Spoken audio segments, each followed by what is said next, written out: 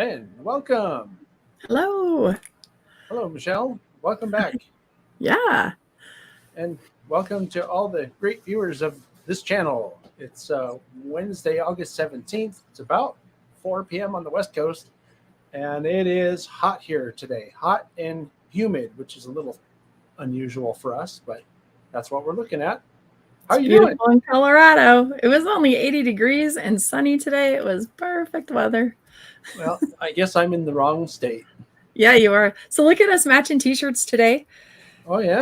Yeah. Both of us wearing some TSG stuff here.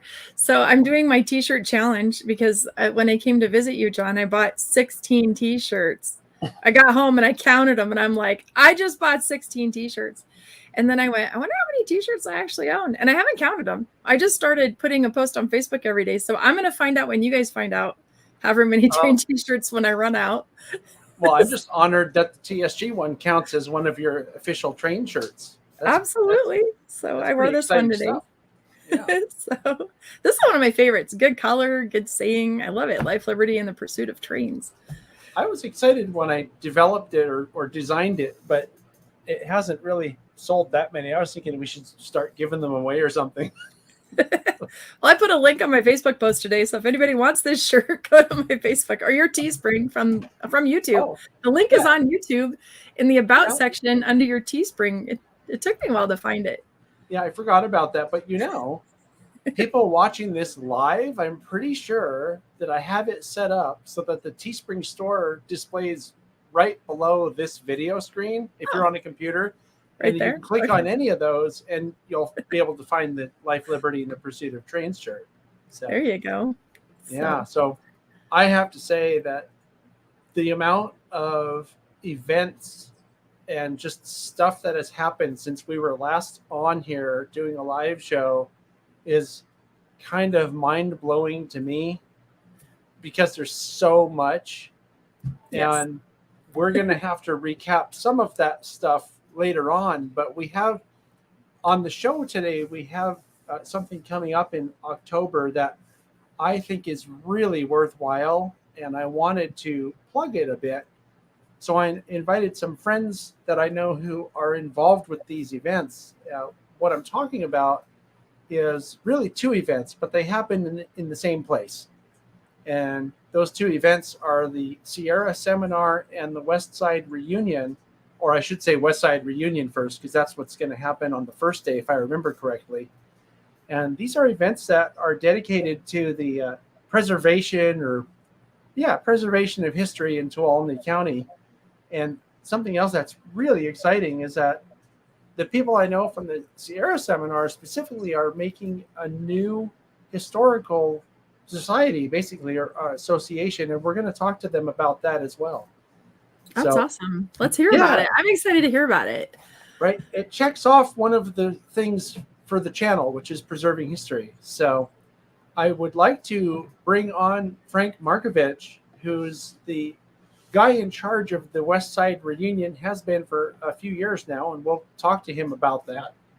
And he also happens to be the current president of the PCR. That's the Pacific Coast region of the NMRA. So let's bring Frank up here. There he is. Hi, Frank. How's it going? It's going great, John. Good. Well, welcome. Well, thank you. I just realized I finally got to see your layout now, because that's what's behind you. Yeah, it's behind me. Part of it. Yeah. That's cool. I like it. We need to do a video about that layout, Frank. No pressure. We'll talk about that. Yeah, we're just in front of thousands of viewers, so there's no pressure or anything, but yeah. Hey, Frank, and thanks for stepping up for an NMRA presidency for a region. That's a huge undertaking, and I appreciate your time More for work that. than I thought it'd be. Yeah. Don't say that. Shh. Yeah, no, it's worthwhile. It's all fun, though, isn't it? It is. Well, I think it's good, too. I think I've been happy with what you've done for our region so far. I got an award from Frank, so I'm biased, though. So Yes. Thank you for that, sir. John did a fabulous amount on the national convention, the online national convention, and so we gave him Member of the Year.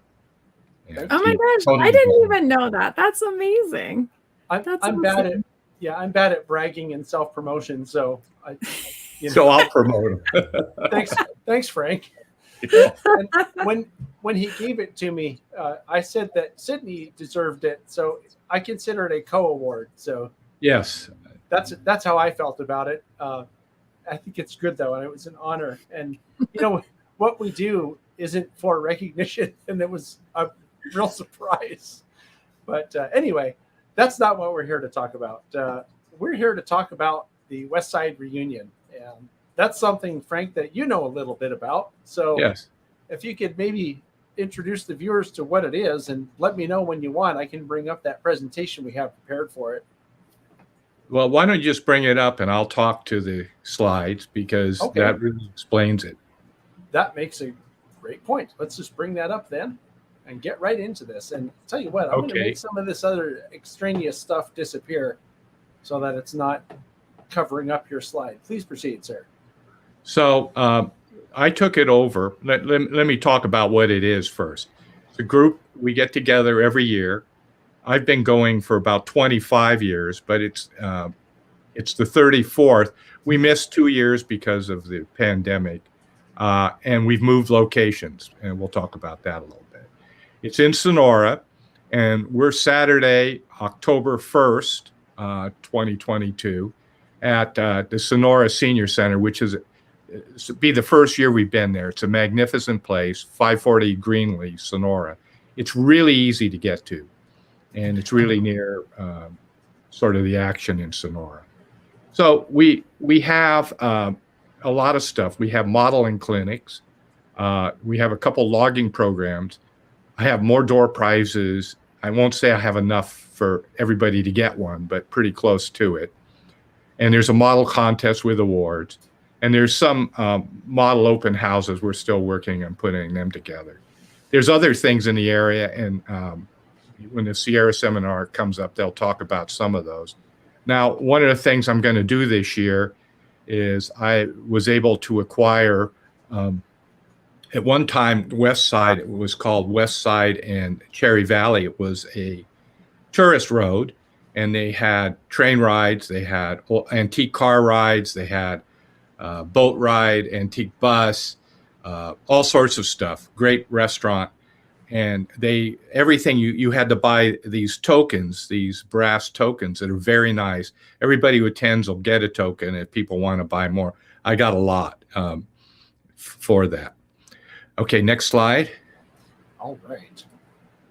A brief history. It says 33rd. It actually is the 33rd. We missed a couple. There have been multiple people running it. The first person was Glenn THRA. And he had in his garage a hobby shop. He lived in Sonora off of 108. When 108 ran through the center of Sonora, now there's a bypass. And that was in February '86. There were 18 attendees, including Glenn's mom. And then a couple other people took it over. I took it over from John Swagger, who had run it for a number of years. He was living out of California. He was living in Colorado where Michelle lives. And for him to come and run it was just too much. So he was going to cancel it. I called him up and said, I'll take it over. And we came to an agreement. He gets to come forever for free. That was the agreement. We have held it in both Sonora, but one time they held it in Santa Cruz. Not a lot of people showed up for that, and it used to be at the Sonora Elks. We moved it this year to Sonora Senior Center for a lot of reasons. One of them, it's a really nice facility, but the other reason is the next day is a Sierra seminar, and we can just leave things set up. So I don't have to, I run the AV for both, so I don't have to set up, tear down, set up, tear down. I can set up once and tear down once. And if we have any problems, we have plenty of time to debug it. There's been a couple times at this Sierra where there was a problem, and I went sort of crazy trying to get things to work. So now we'll have everything set up. We just turn it on and turn it off. Okay, next slide, John. Yep. In the past, we've served lunch. It's been my wife just to say that it was a 3-day process of getting the food, bringing it up there, putting it in a refrigerator, then bringing it. My daughter lives and her family live up there. It was too much work. We're not kids anymore. But one of the advantages of going to the senior center is there's a half a dozen places closer than a mile to procure lunch. And attendees can bring their own lunch. And I surveyed a number of people, and everybody thought that it'd be okay. The contest will be a judged contest. That's the plans. One problem is there's less tables, so there's less room for vendors. There are about 10 less tables, and the tables are 6 feet instead of 8 feet. But there's more room to move around in the vendor room because there's more tables and how we can place them. And here's an advantage to vendors. They'll be able, if they want, they can leave their table set up for Sunday Sierra seminar. They'll have to pay for admission to the Sierra seminar. So that'll be a requirement, but it'll give them 2 days. I've already had a couple vendors who said they intended on doing that. Okay. That's a cool idea. Yeah, it's great. Highlights, model railroad hobbyists, that's mainly who goes. There's a lot of vendors. In fact, I've rented, as of this morning, 19 tables. There's a lot of people like myself. I will have a table where I'm selling excess material that I don't need. But there will not only be just model stuff. I get 3 or 4 vendors who have railroad memorabilia, photographs, books, DVDs. When I say videos, I don't mean VHS, DVDs, and they're souvenirs. And so that's available. I expect a lot of contest models because this will be the 3rd year. We haven't had it for 2 years. The clinics, I've got 4 clinics lined up and maybe a 5th. Joel Bragdon is not said for sure he's going to do it, but he probably will. But I have Jen Zeke, who's an expert at logging. He worked for a number of mills, and he worked in planing mills and sawmills, and he worked out in the woods. He has a total background. His clinics are great. And then I have Jeff Johnson, who models in the same area, who also is very knowledgeable. He runs a sister thing, a Pacific Modelers Association up in Oregon at Camp 18, if anybody's gone to that. That's really good. I remember Jeff Johnson. Didn't he do a clinic for the Sugar Pine Centennial last year? Yes, he did. Okay. I thought I remembered that name. I'm over here trying to remember where I knew that name from. Yeah, super nice guy. I'm talking to him. He has 2 topics, and we're going to talk about exactly how to title them that he's going to give. Very cool. Okay. So we have some modeling. We have some historical. And I'm going to say what I like best. I like best. It's really good to see the people. They're from all over. I have already somebody signed up from the East Coast. I forget what state, but I have 2 guys from the Phoenix area. A couple people from Colorado are going. That I see every year at this, and it's just the fellowship is, to me, actually the best part. I think people attend in-person events like this for that reason. That's like the main reason most people go. I think so too. So I'm also really excited, Frank, because this will be the first time that Sydney and I can attend it, and we're planning to do a video about the event. So right. If people miss it this time, they're going to see that video and probably really want to go next year. So yes. Something I didn't mention we had to move it to October because of when we originally had it in April. We had the Sonora Senior Center was closed because of COVID. Right. So we've had it in April or in that period every year except this year.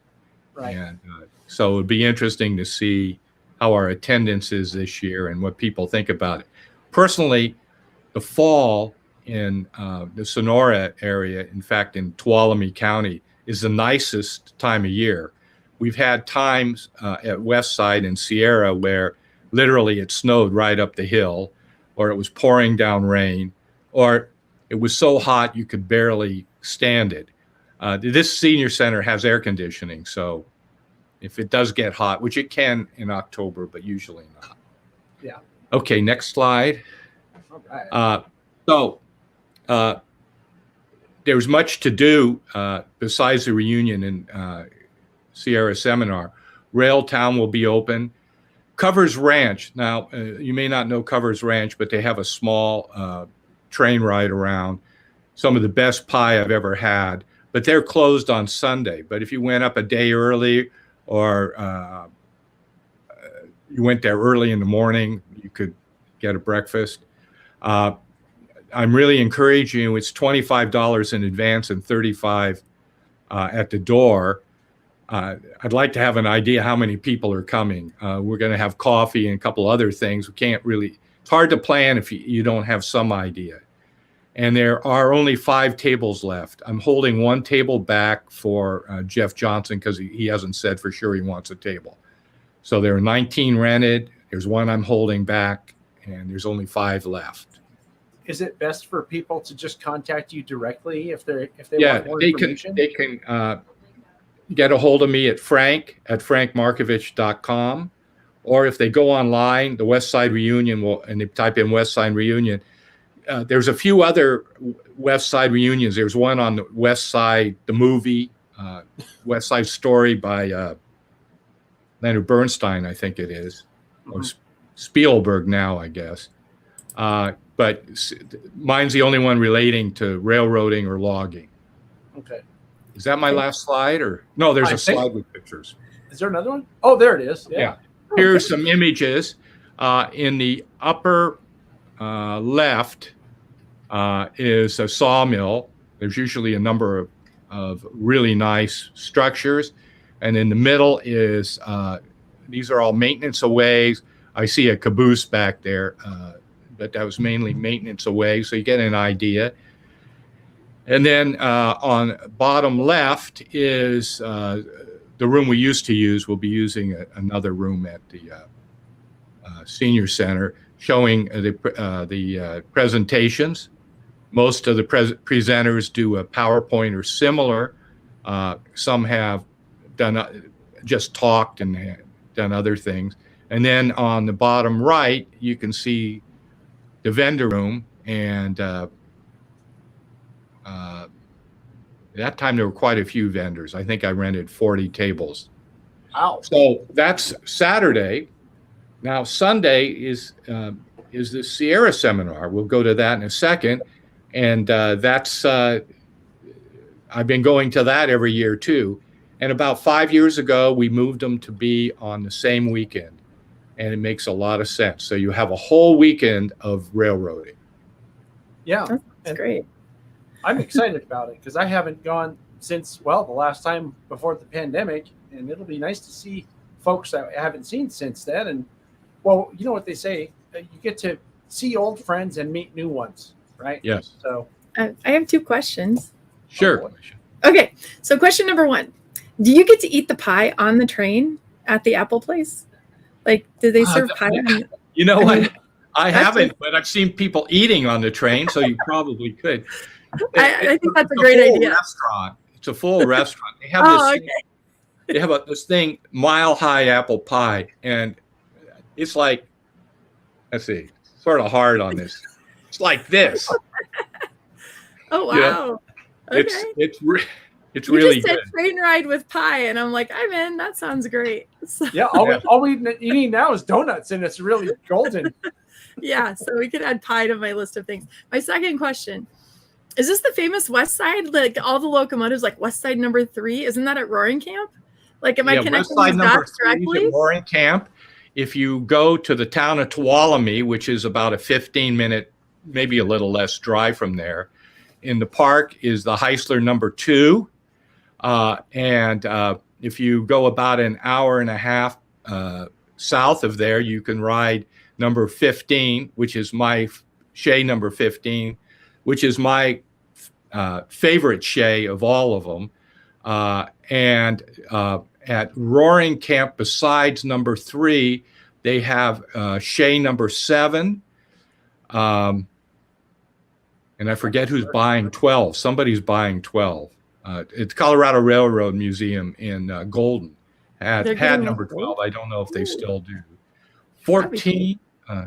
12 and 14 are both at Colorado Railroad Museum. I was just there. Oh, they're the ones on display. They're just not they're not functional. They're on display. Well, they're trying to sell 12.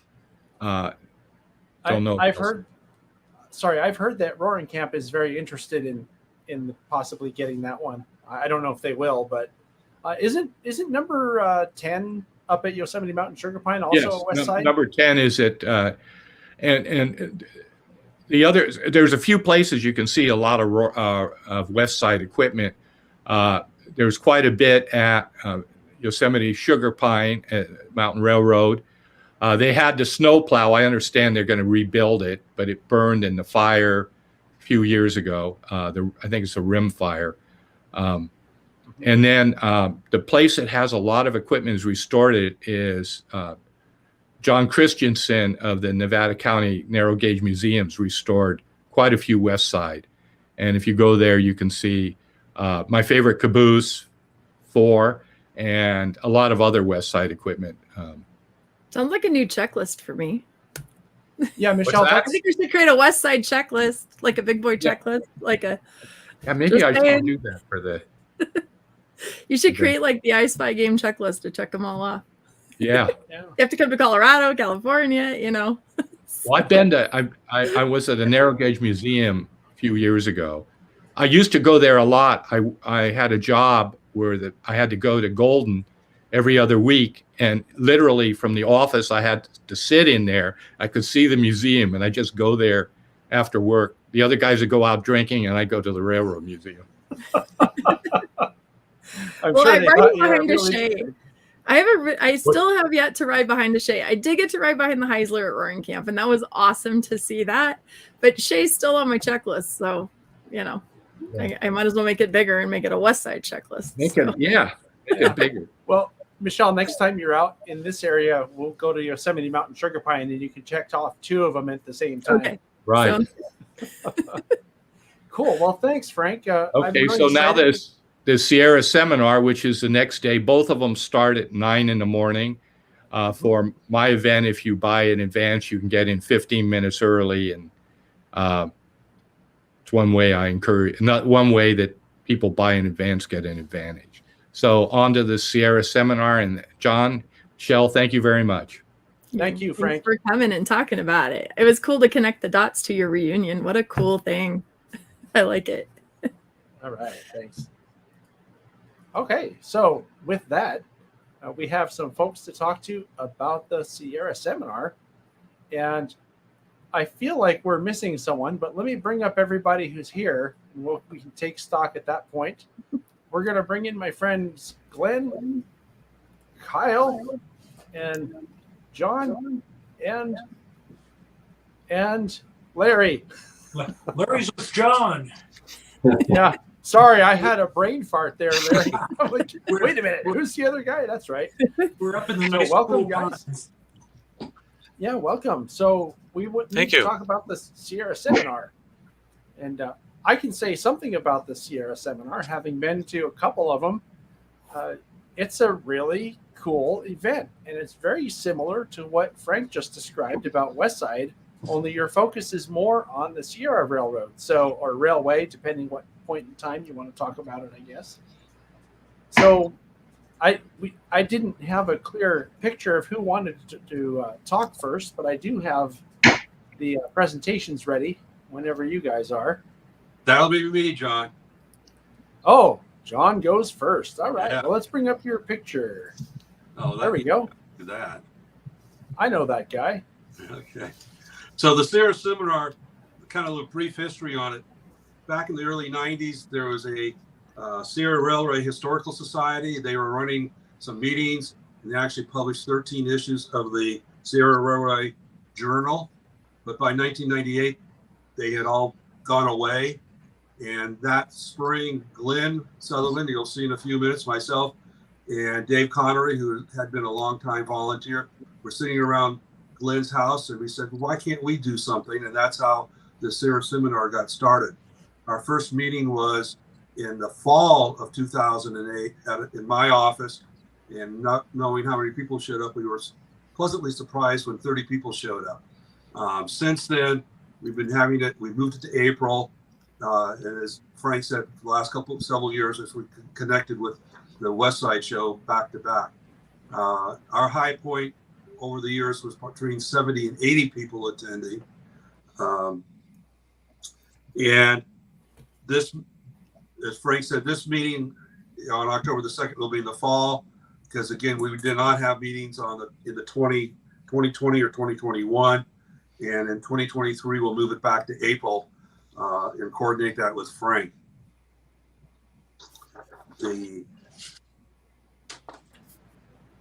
So we're looking at, Glenn will talk more about what is in the program, and some of the past programs in this current seminar.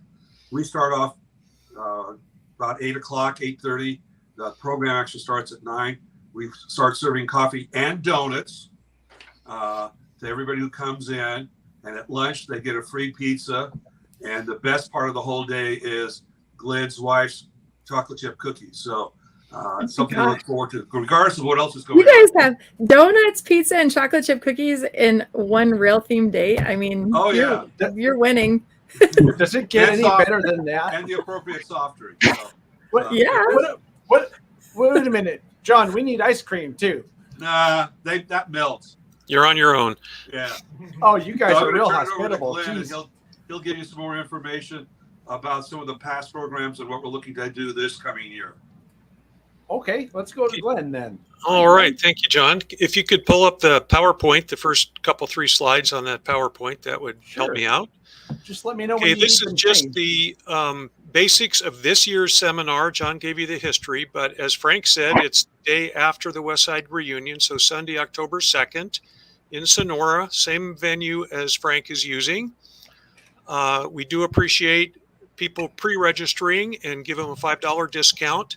So pre-registration is $25, and if you come that day, we'll let you in, but we'll charge you an extra $5. And at the bottom, you see it says a $5 discount for THRA members. We'll talk more about the THRA later, but that's probably one of the first benefits that THRA members are going to be receiving. Next slide, if you would, John. Sure. This is just kind of an overview of the types of things we do. And as John said, we gather, actually people come early, but we have coffee and donuts while people gather and set up. We have presentations, which can be videos or PowerPoints or speeches on a variety of topics, both prototype and model. We always try to have a mix of different types of things. Also, throughout the day, we have display space available. We encourage people to bring things to share if they've worked on a recent model, or if they have a cool artifact, a historical artifact or document that they just want to share with the group. We make space available for that. And people also are able to sell things from that same area. And we do not charge anything for any of that display case. Once you pay your entry fee, your $25, that gives you all the food, all the presentations, and access to display things or sell things or whatever. The only caveat there is display space is limited, so it's limited to the space available. You could go on to the next slide, please, John. Yep. So here's the schedule. So doors open officially at 8:30, but like I say, people were inside earlier. And basically with appropriate breaks, including lunch, it's sessions all day long until about 3 o'clock. This year, we're going to have a silent auction, and so that will be the last thing on the program.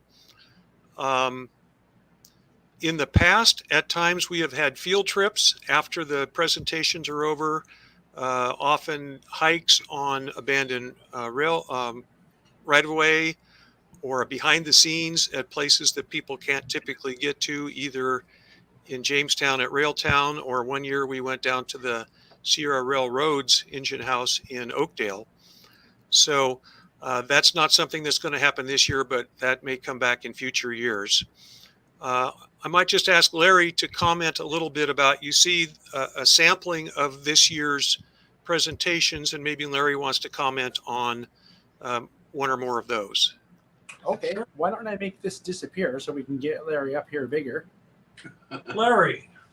Hi, Larry. Michelle. Nice to meet you. This is the 125th anniversary year of the Sierra Railway, which became Sierra Railroad later. So we decided we wanted to do something a little bit different and a little bit special. So we're starting out the morning with Kyle Wyatt, who's the retired curator of the Nevada State Railroad Museum first, and then the California State Railroad Museum, amongst many other jobs, and he can fill you in on that. But he's going to give the first 100 years of the Sierra Railway Railroad's history. And then after that, Michael Hart, who is the current owner of the Sierra Railroad, is going to pick it up and tell us about the last 25 years, how it's going, which based on the freight trains that go by, they're doing very well, and where he sees the railroad going in the future. It's also the 100th year of locomotive number 28. And so Mike Nineman, one of our local modelers and historians, is going to give us an overview of those 100 years and what's happened with number 28 during that time. It's still the primary tourist power on the weekend trains. And then there will be other presentations kind of fitted in. Glenn's going to give us a little bit of education on prototypical operation of model railroads, that sort of thing. So there's a little something for everybody in there. Sounds great. Well, it will be. Maybe we should mention something, because people from all over the country watch this show. Well, really from other parts of the world too. So maybe we should explain just really briefly that the Sierra Railroad or Railway, depending when you look at it, was in existence for a long time. And the Sierra Northern, which Larry alluded to just a moment ago, currently operates on the original right-of-way between Oakdale and, what is it, Fassler or Standard? Fassler. Yeah. Is it Fassler? Yeah, they call it up there. And it's a really cool line, actually, to fan, because you can get ahead of the train because they don't go very fast. But it's been continuously operated for a really long time, which is pretty cool. Yeah.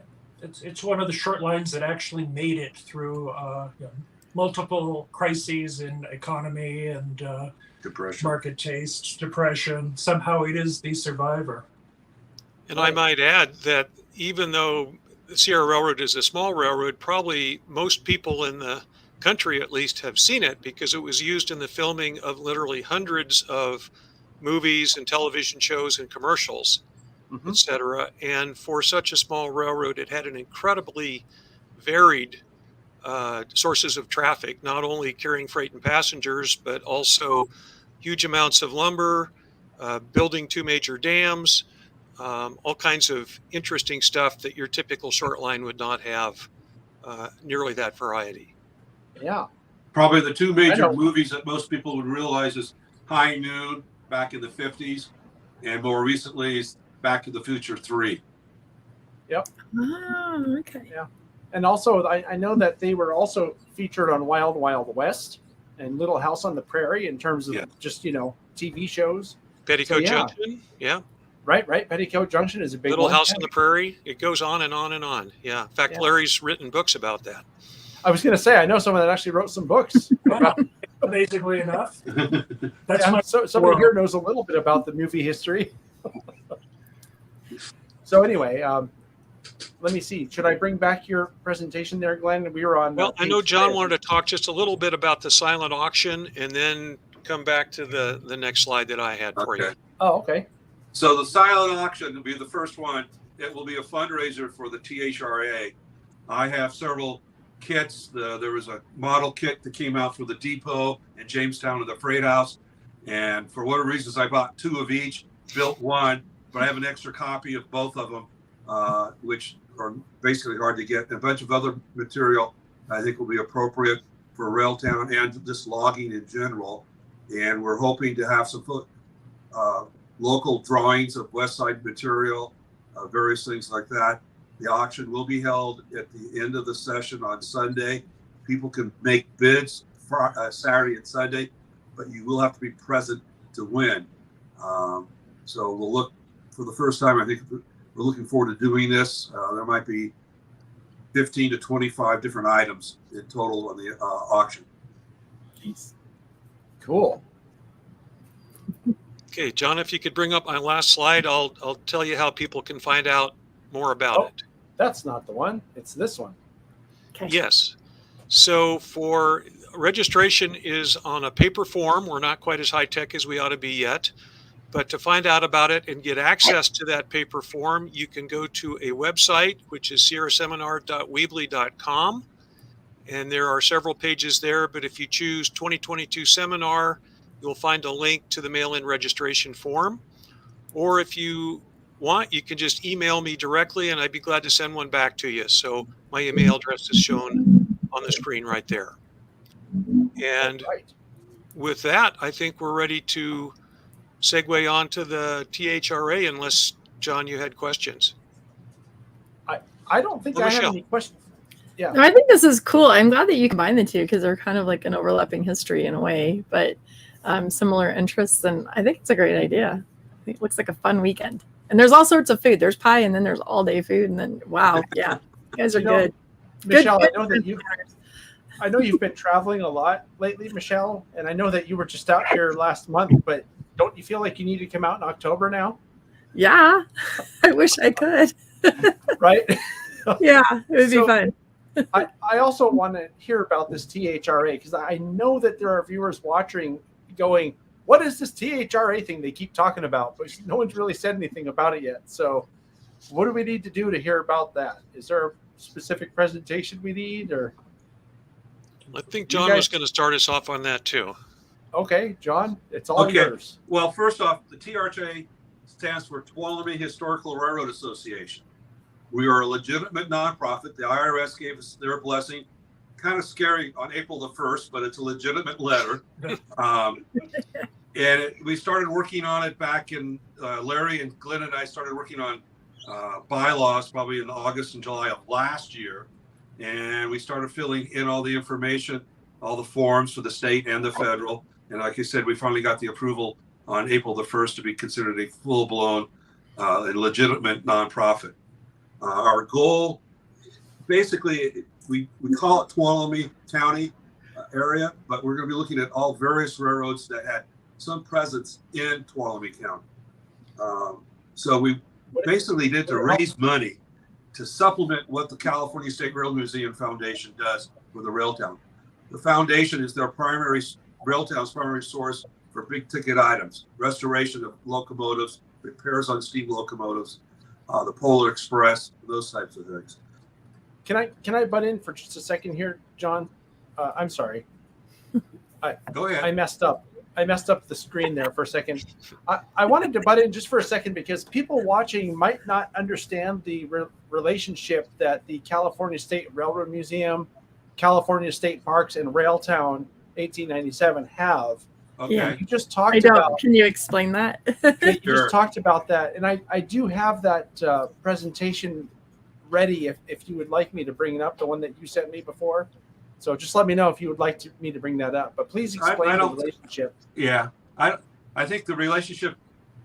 Obviously, the railroad was owned by the Crocker family into the 1980s, and the mid to late 80s, the state of California made it a state park. The state park, it's the state Railtown State Historical Railroad. I'm sorry, historical site. Railtown 1897 State Historic Park. Thank you, Larry. Tongue-tied there. Just fine, John. Yeah. And for a while, it was run by individuals. And then by the mid-1990s, the museum was up and running in Sacramento, and they took over the main process of supporting Railtown 1897. And they've been doing that ever since. There's been some tensions between state parks and the foundation off and on. And the state parks deal with the general maintenance of the grounds and some of the buildings. The foundation takes care of mostly the moving equipment, the locomotives and some of the passenger equipment that they use on their excursions. I'm a board member of the State Railroad Museum Foundation, and as you'll find out shortly, I'm also a board member of the new association. So I wear two hats at the same time, but it seems to be working out all right. Is that answering your questions, or you want some more information? No, I think that does it. I just wanted to make sure people understand that the Railtown 1897 is part of the state park system, as well as the California State Railroad Museum, because I don't know that a lot of people actually know that, and I'm sure people from other places don't. Well, So, and John, maybe we should explain exactly what Railtown 1897 is, and it is the historic headquarters and steam locomotive servicing facilities of the Sierra Railway. And it's one of the very few, I've heard 2 is the number, but very few original, still existing steam locomotive servicing facilities that is still in use. It's been in continuous use since around 1900. And so they've got the original roundhouse, turntable, machine shop, the whole steam locomotive complex. And that's what the state park essentially consists of. Right. Correct. I would mention also for viewers of this channel, if you're interested in learning a little bit about Railtown 1897, you can search this channel for Railtown 1897, and you will find a video that I think was one of our annual Steam specials, I think from about 2016, so a few years ago, but all the information is relevant to this discussion here today. So Watch it later. They operate equipment. They have an excursion. Right. The excursions run from usually the first weekend in April through the end of October, Saturdays and Sundays. In July and June and July, they run Wednesday trains. Usually on Saturdays and Sundays, it's 4 trains a day. That's about a 45-minute to an hour-long trip down to what's called rock siding and back. It's about a 3-mile trip each way. And on Wednesdays, there's only 2 trains. The heat sometimes postpones late afternoon trains, but on Saturday, generally speaking, is the steam day. Usually it's the 28. Occasionally it'll be the number 3, which is the number 3 now is getting some service done on it. And on Sunday is maybe not as fancy, but it is a historical diesel, the 1265, because it was built in the early 50s, if my memory serves me right. So, yeah, very cool. Is that also an original Sierra locomotive, John? I don't remember. The 1265, no. Yeah. Okay, but it is an Alco, which is unusual. Oh, you have an Alco. There's another checklist. It's a diesel. I don't care. I'm sorry. I don't pay that much attention. How do you really feel, John? Tell us how you really feel about your Alco there, buddy. No, Alcos are cool. Alcos smoke like diesels. CR36 because it's a steam engine. Yeah. Okay. Okay, so that explains why there's a foundation to help fund the operating equipment. So now I get the bigger picture here. So thank you for explaining that. Yeah, I'll add here that we felt the need for another organization because the foundation can't do everything. They raise funds, they spend the funds, but there's only so much they can handle. And there's equipment, freight cars, passenger cars, things like that need a little bit of extra attention. And we see ourselves as being able to help there by raising the funds and coordinating the restoration of pieces of equipment that have been neglected for 40 years. Okay. And then to sponsor publish various things to gain more, to give the population in Tuolumne County and wherever else some better history and better knowledge of what the railroad has been doing in Tuolumne County, its history, and try to restore and save some of the historical data and items. Okay. I was going to add that we don't limit ourselves to just the Sierra, because there were 6 or 8 different railroads historically operating in Tuolumne County, including 2 very major logging lines, the West Side and the Pickering. There was the Hetch Hetchy Railroad that built a major dam for the city of San Francisco. So we plan to support projects to preserve the history of all those railroads. But the Sierra is the central focus. Okay. But when you go countywide, then you can support all of them.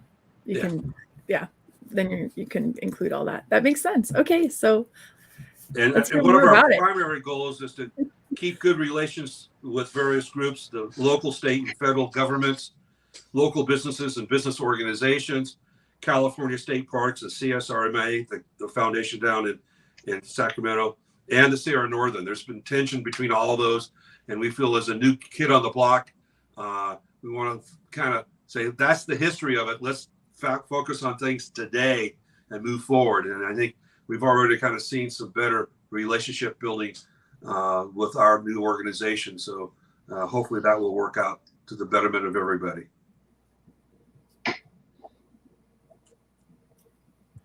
Who's next? Who's next? Well, I think Larry was going to tell us who the directors of the association are. Yeah, Oh, we have a slide for that. We have a slide, yes. Yeah. There's a slide.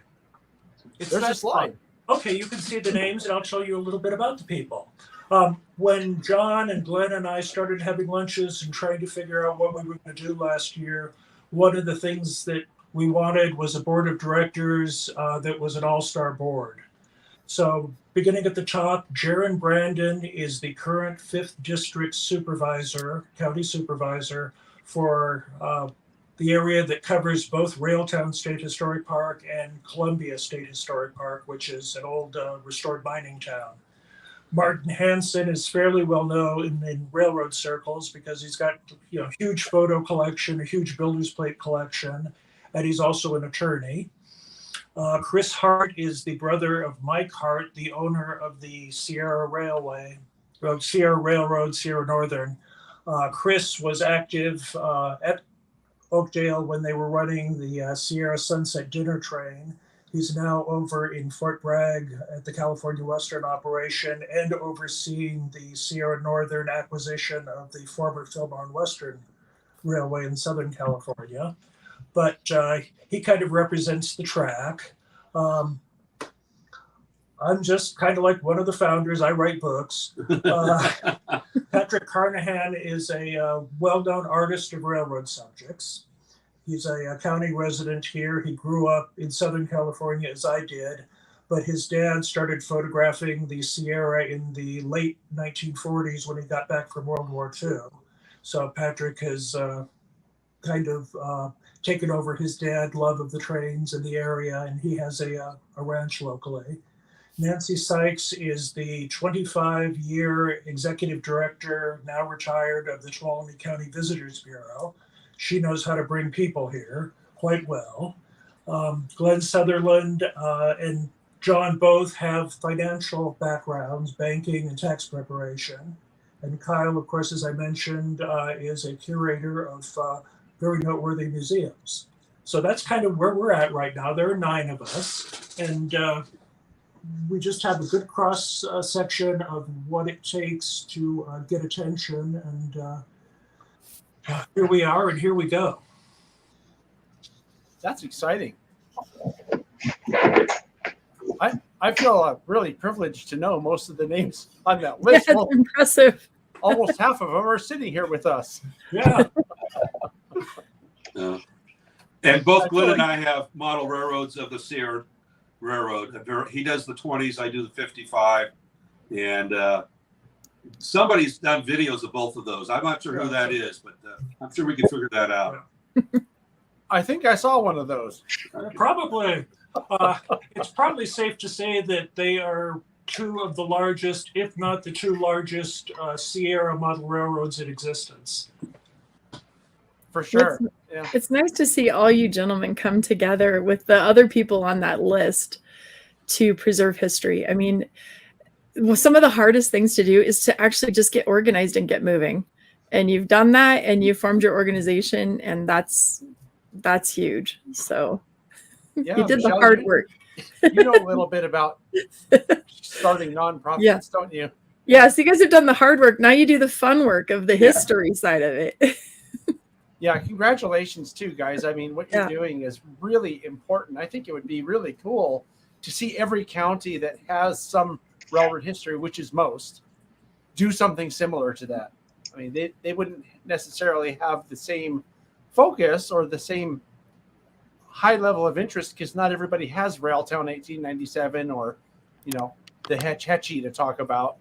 But, it's history, and if you don't preserve it, you lose it. So I'm really excited about it, and my hat's going off to you, even though I'm not wearing one, because Thank you, John. yeah, We've already identified specific projects, and I would like to pass the baton here to Kyle Wyatt to tell you a bit about those. yeah. Sure. I'm glad, because Kyle, you've been sitting there quietly. You're a very patient person.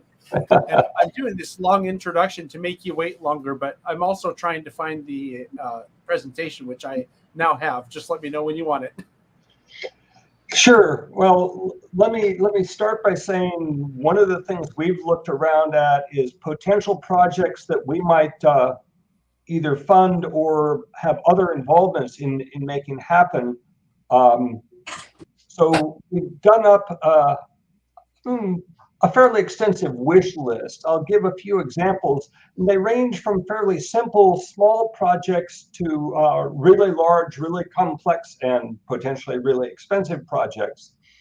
In doing restoration projects, one of the things that we're guided by is the Secretary of the Interior standards for treatment of historic properties and historic preservation. This is a national standard. A national standard, and it poses 4 different categories that you identify things in. The first is preservation, where you take something and you basically stabilize it, preserve it as it is in the form that it's in. A second one is rehabilitation. That's where you're adaptive reuse of something for a purpose, maybe not quite the original purpose, but still maintain the historic elements and the historic integrity of the piece. A third one is restoration. This is actually returning something to its appearance and condition, or general condition, at a certain time in its history. And then the fourth is reconstruction. This is where something has ceased to exist and you are recreating it. All of these have extensive standards to maintain historical integrity, and we believe that it's really important to embrace that, because in the field of restoration, we have things that are called remodeled. That's where something has been sort of grossly prettified or done something that really destroys the historic appearance and historical integrity, and that's one of the big things to avoid.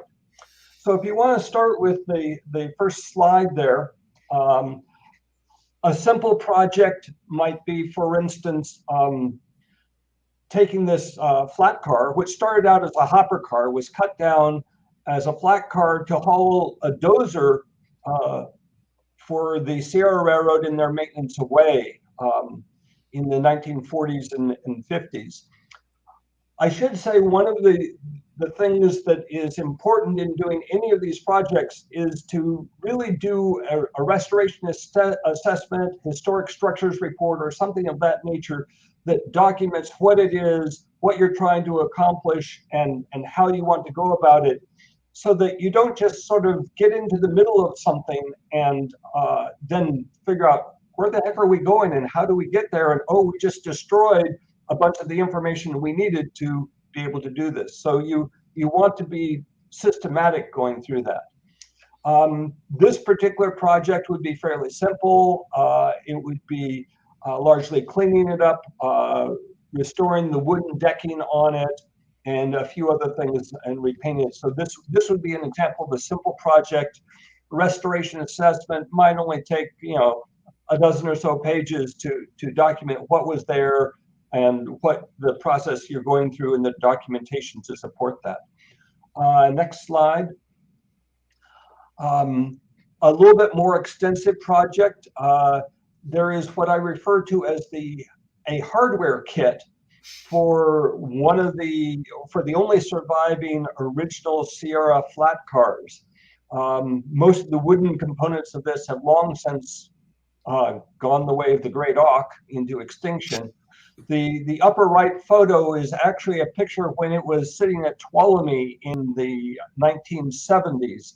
The lower photo is of the trucks, which are currently up at the Nevada State Railroad Museum along with some boxes of the metal components and parts for it.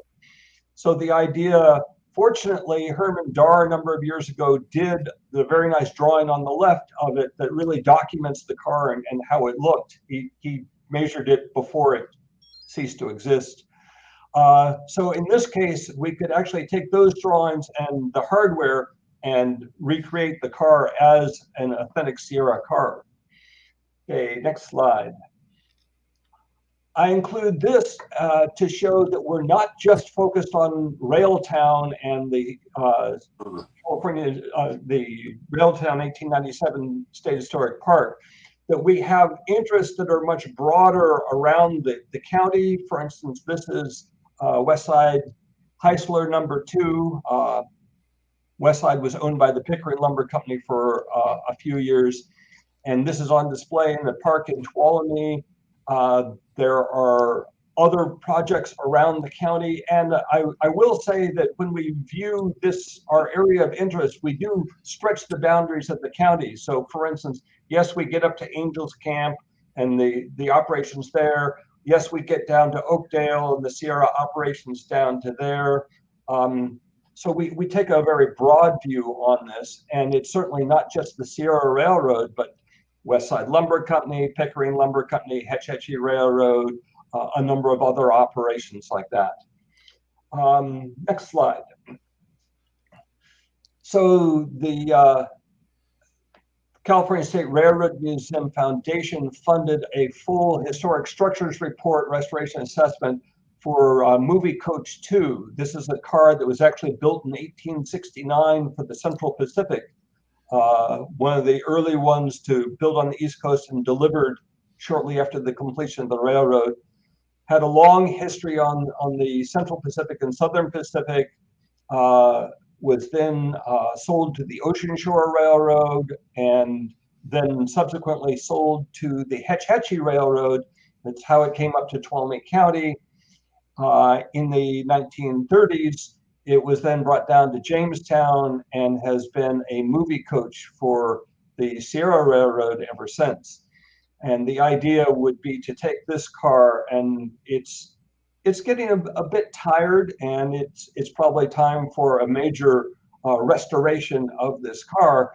This historic structures report, 161 pages long, that's an example of where a project is much more complex and the level of detail that you go into. So we, for instance, might do fundraising to support work in the preservation of this car. Maybe some part of it, ideally, ultimately, the whole thing would be restored. Okay, next slide. So clear back in 1991, Larry Jensen and I did a restoration assessment for what was known as the Jamestown Depot. Actually, it was the general offices of the Sierra Railroad, and before that, railway, until it burned in 1978. And so it doesn't exist currently. So the idea is this would be a historic reconstruction.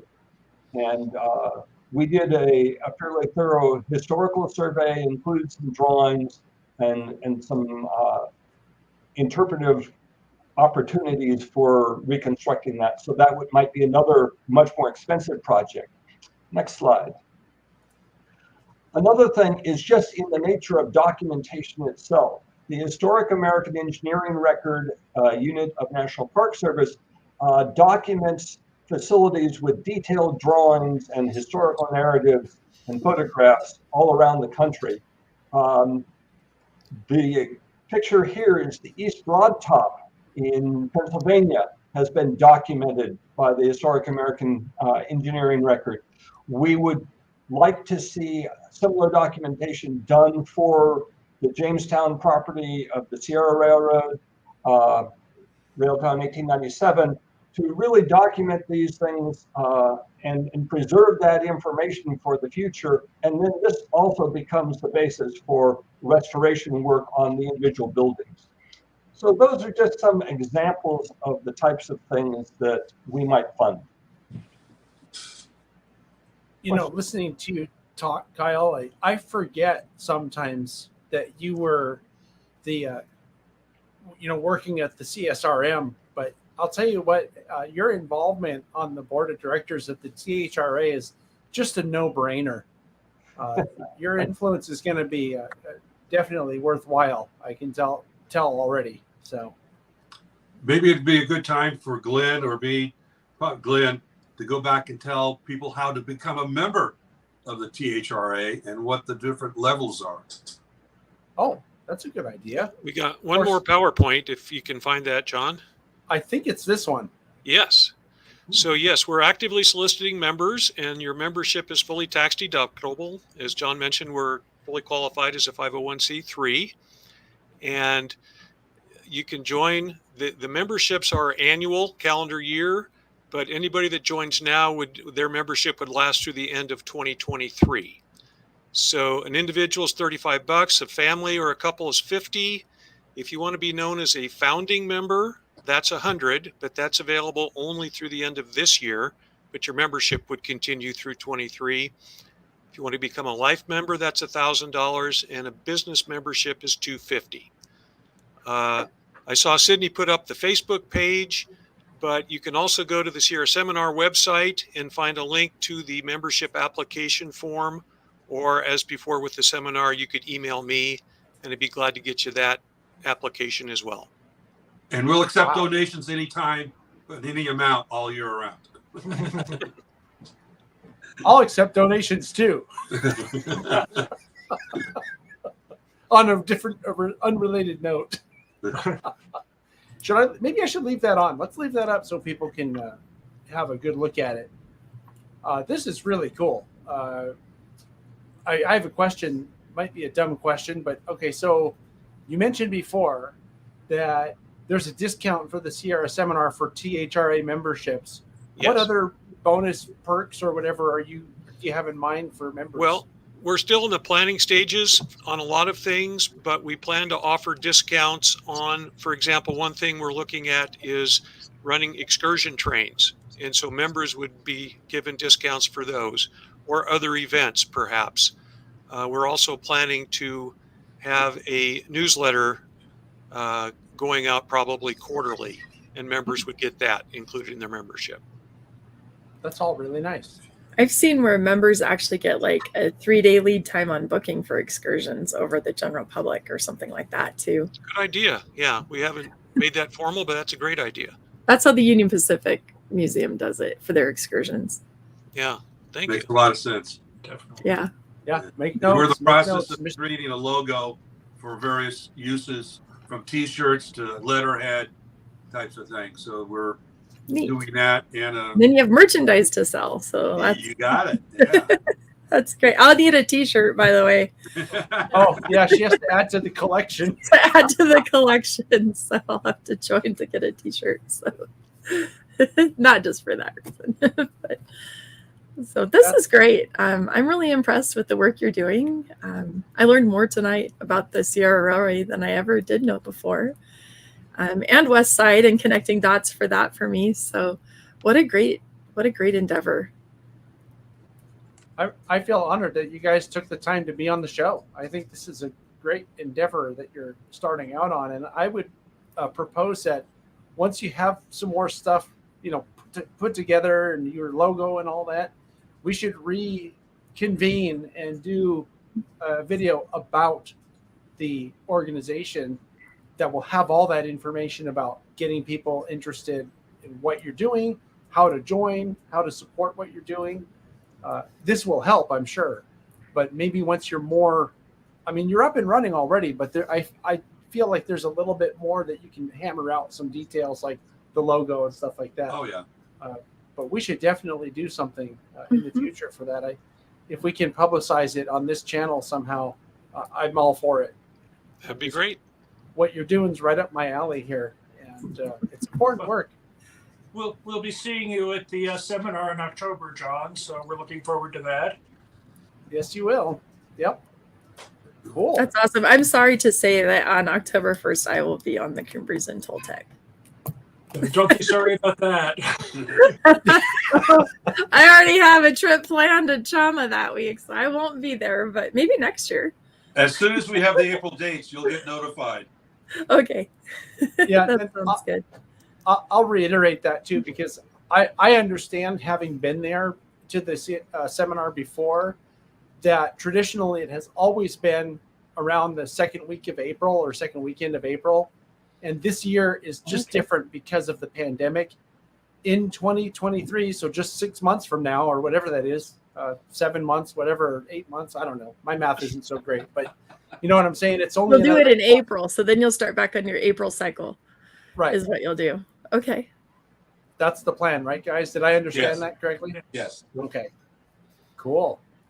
Well, I don't know. Is there anything else that you wanted to talk about? I know there were more slides on some of these presentations. Oh, well, I'll thought be of biased one and say, if you want to see some more history things, go to Glenn's and my websites to see our layouts, because a lot of it's historically correct type of stuff, the locomotives and some of the buildings. So Yeah, watch the TSG videos. Yeah. Maybe John can put out the links for those videos. That'd be great. We could throw them into Yes. There's been one. There's one posted, I think, already, and Sydney, I'm sure, will dig those up and find them. If anybody's interested in searching just by terms, John Zock, just search for John Zock or just search for Glenn Sutherland on this channel, and you will find those layout tour videos. If you search for Glenn Sutherland, you might also find his recreation of a Sierra caboose in his house. That's another interesting video that we did. Yeah. Cool. But I want to bring up this slide because I don't remember, maybe you guys did say this, but what about this? I think this is an important thing to know about for people. Did you say that, Larry? I don't remember. I thought someone might have said it. Read it out, but we'll let your audience Here it is. read it out. I don't think I need to. It's just a concise statement on what we want to do. That's it. Yeah. I think this is a great mission statement because it covers all the stuff that historical societies should be doing or associations should be doing. Excellent. I think it's great. Nice. I'm just going to leave it up for a couple more minutes just so people have a chance to read the whole thing. I guess I could bring us back, though, off to the side here. So I don't see a lot of questions popping up on the text chat for you guys, but I have a question, and any one of you can take this, or all of you can take this if you like, but I want to know from you, being involved in it, what are you most excited about this endeavor? And it could be more than one thing, but I'm just curious to hear from you. Anybody? I think my goal is to improve the relationship between all the parties so that they can actually get together and figure out ways not only to save Railtown, but to improve it, to get to the full extent of its ability to provide information and historical data to the community of not only Tuolumne, but all the residents everywhere, the historical societies, everything like that. Okay. I would say, that as Larry mentioned, or as Kyle mentioned, we're going to start with a small project and just to start building relationships. We view our mission as bringing all the parties together to accomplish more than they're able to do now, and then build into larger and larger projects. And Larry's example of reconstructing the depot is certainly maybe considered pie in the sky, but that's what we would like to do. And for myself personally, I would also like to see a Sierra steam locomotive brought back to Tuolumne County and made to operate. There are a number of existing Sierra locomotives out there that have great historical significance, and we'd like to figure out a way to bring one of those back and have it under steam again. Sounds like you already wrote your strategic plan. And of course, one of the major locomotives was the 34. It is the 34.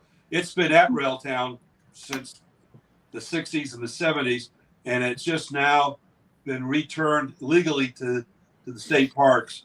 It'll be some time before they start working on it to get it in running condition, but that is another long-term goal, is to restore the 34 which is a Mikado locomotive, and it would be fantastic if they could get that running again. It's been sitting there around now, so it's not in that bad of a shape. But after 40 years of just sitting there, it needs a lot of work. I think this is fantastic. You've got your short-term goals, you've got your long-term goals. You guys know where you're going, and you've set the path. So we go out and get some really good lunches to talk about things. Yes, donuts, pizza every time. Feed people, and they will come. All you had to say to get me to go was donuts. So We'll have a dozen for you, John. Oh, well, that might be a little much. I'll share them with you. Wow. All right. Well, if there's no other questions, Kyle, did you want to chime in on your most important or most favorite thing or thing that you're most excited about? Well, one of the things is the opportunity to bring more resources available to preserve the railroad history and railroad elements, and also to share and disseminate that information. So not only preserving it, but also sharing it. So for instance, the Sierra Seminar, for instance, websites and publications, all sorts of things to get information out and share with other people. I joke, I collect information. That's my stock and trade. I collect information. I collect it so that I can give it away. That's how I get more information. Because I give it away and more comes back to me. Well, I mean, it's an interesting cycle, isn't it? It is. Great fun. Yeah.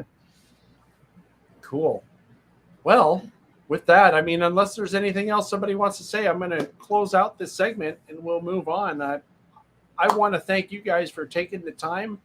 I know it was a little bit of a thing there to get everybody together, and I really do appreciate it. Well, thank you, John, for the opportunity. Yes. You're welcome on anytime, guys. Yeah. If you ever have a project, specific project that you're working on, maybe trying to raise funds or something, just give me a ring, or we'll make the channel at your disposal anytime you need it. We'll keep that in mind, guaranteed. And all you need is a nice bribe of donuts. Okay. All right. Thanks, guys. I'll talk to you all guys. soon. Thank you. Bye, Michelle.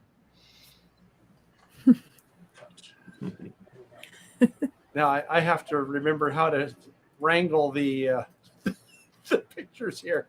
Wow, I am really excited, and that was really cool. Yeah, and now you know why. When I talked to you earlier, like, oh no, we got to have these guys on. Yeah, no, that was great. That was really interesting to hear how they're taking an organization to connect all the other ones together and help just move things forward. I think that's great. Definitely. Well, we have a caller, Michelle. Oh, we do? Okay. We have a caller. We're going to switch gears here and talk about some of the things that have been going on since our last podcast. But before we do that, let me bring on our caller, because he also has something that I think is pretty important that he's working on. So let's see if we can do this. I don't know who it is. So let's see. I'm going to say the magic words and he will appear. Are you ready? Okay. Send it. Oh, it's Alvin. That's me. There he is. I'm here. Did I do the thing right? Yeah. That seems legit. Alvin's been working really hard on a project. Oh, look at that. So, Alvin, you've been working on something. I don't know if this is what you called in to talk about, but we're going to talk about it because I'm excited about it. Yeah. Yeah, this is what I called. I don't mean to put you on the spot, but can you find the map that you made for me? Oh, yes, it's on the other computer. If you have to call in to get your map from John. I'm so stand sorry. Stand by. I'll see if there's a way to share that from the other computer. I'll be off screen here for a second. You gonna bring it up? Oh, okay. I think I can bring it up. Hang on a sec.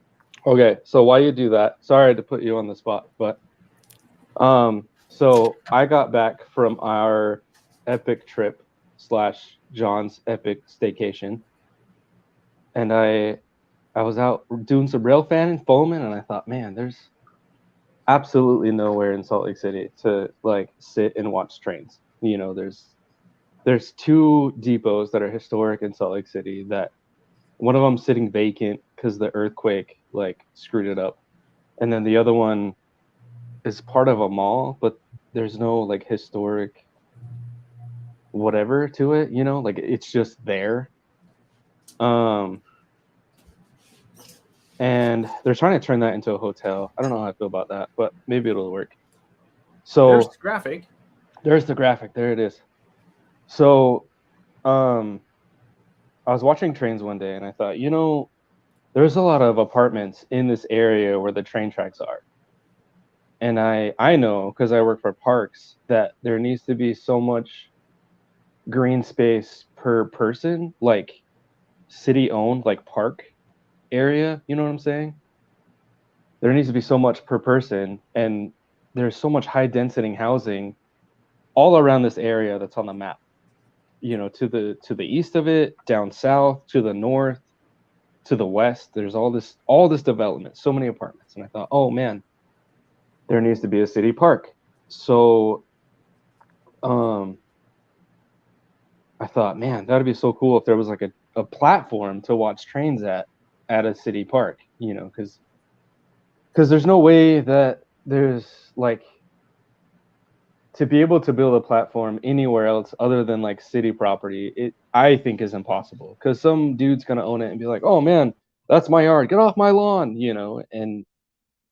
but convincing some company to be like, hey man, let me like borrow your land to put a train viewing platform on it, like that's not gonna work. So it needed to be a city, and it needed to be on the south side of the tracks for the sunlight, for optimal viewing of like taking pictures and stuff. The sun. Yeah, thanks for taking care of the photographers, keeping that in mind. Yeah, The sun. the sun. This is the sun. Oh. So I went to work, because I work at the parks department, and I ran in screaming to one of my managers. I said, dude, I got this great idea for a park. And he's like, oh, you should go talk to this other guy. He kind of like blew me off, So I go talk to this other guy who I haven't seen in like 2 years because COVID, and he doesn't work in the office very much. And I was like, dude, shut down everything right now. Like, what are you doing? And he goes, well, nice to see you. Like, and I said, dude, bring up Google Maps right now, right this second. So he's like fighting me kind of. And I was like, dude, what are you doing? Hurry up. And I said, can we build a park on this plot of land? And he said, no, that's RDA. So someone's already like bought it and is planning to develop it. I was like, okay. And he goes, but over here to this location that's on the map, he said, over here, this has already got funding and went through city council and been approved for a park. And I was like, oh man, that's fantastic. And he says, yeah, some of the neighbors around there are complaining about the train squealing because that's a curve. So to the left of this page is Grant Tower, and that's a Y that was built in like 1945 and all this historical stuff. Anyway, so I talked to my guy and I said, dude, is this possible? And he goes, dude, this is a great idea for a park. I said, there's no history in Utah or anything that like has anything to do with trains. There's the Ogden Museum Depot, which is fantastic. We have one of two big blow turbines. I think that's what it is. The train with the turbo from a train or from an airplane. Uh-huh. There's one of two of those left in existence, and one of them is in Ogden. So that's pretty cool. But that's in Ogden. But that's in Ogden, and not to knock Ogden or anything, but Salt Lake City doesn't have anything. And that's like crossroads of the West, theoretically. How many lines are we looking at here? How many how many different rail companies went through this area? So there was the UP, who has a depot a block east of this, to the right of this map. So north is north. So to the east, UP has a depot, and then 2 blocks south and 1 block west. Actually, on this road where like the green stuff is, it looks like there's a roundabout. On that street, directly 2 blocks south, there's the Rio Grande Depot. Well, that's that big one. That's the big one. I've seen that one. So the UP, DNRGW, and then the WP all came together at this spot, just barely off the map, but at this spot, the 3 of them came in. And there was an interlocking tower. There's a community garden right below the green spot, and that's where the interlocking tower was that the WP took care of. Still to this day, the records of the water meter say that the Southern Pacific owns it. So that's kind of cool. So my pitch is to build a train viewing platform in the little green spot between the rails and the trail. So fun fact about that trail, it was put in this last fall by the city and UTA and I think someone else. But most of that trail is on the old WP heading to the west. West is that way for me. Sorry. So there's historic in that alone. So I wrote up a proposal. I think it's pretty good. I'm not quite ready to send it yet because I'm still waiting for contacts. I'm still waiting for so I hit up this dude from the park, like the planner guy that was like, "What are you doing in my office?" I said, "Hey man, I need contacts. Like who do I talk to get this ball rolling?" And he said, "Here's this email of the guy who's the neighborhood council leader person. So definitely send it to him." And Michelle, thankfully, has the UP guy's email. So I'm going to send it to him. I hit up an engineer that I know through Salt Lake City. And I said, "Hey, I need an engineer or like a contact from UTA." And she sent an email back to me and said, "Oh, here's this person and this person. Also, you should get UDOT involved, Utah Department of Transportation. There's a guy that does railroad stuff, whatever." So now I have his email. And there's all these people that I got to send this to. And I talked to the mayor and she was like, "Oh my gosh, that's a great idea. You should go talk to this person." So I'm still waiting on a few more contacts before I send it. So who can we write letters of email and all that stuff? So that I am confused on because as much as I to the mayor of Salt Lake City personally. Send one there. That could work. I don't know. So one thing I want to do is I want to start something like a change.org, but everyone I talk to is like, change.org, that's kind of sketchy. So I could start a website, but I don't know how to do that. Hold on. So what's sketchy about change? I don't understand. Change.org? Yeah. I guess everyone I talk to is like political. It's usually political instead of like a historical thing. Yeah. And I'm looking for something more of like, "Hey, I'm trying to do this thing."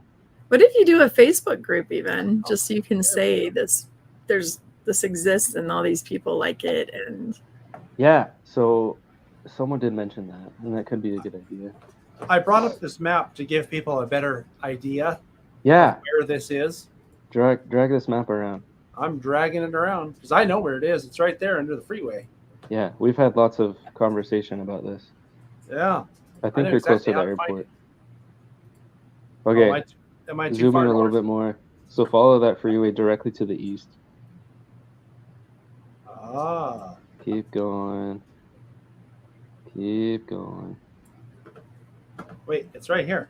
Yeah, so zoom. Oh, you lost me. It's right here. Okay, there it is. So this is where we're talking about.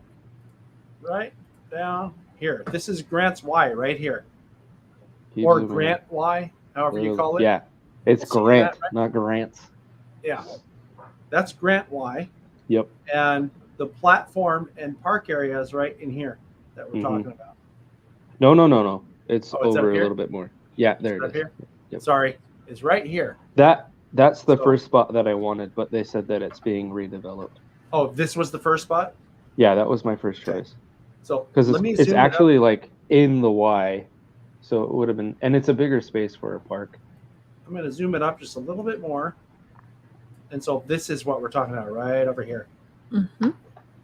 So when you see this, that's the spot. That's it. So just so people know. So if there's Just so anybody, people know.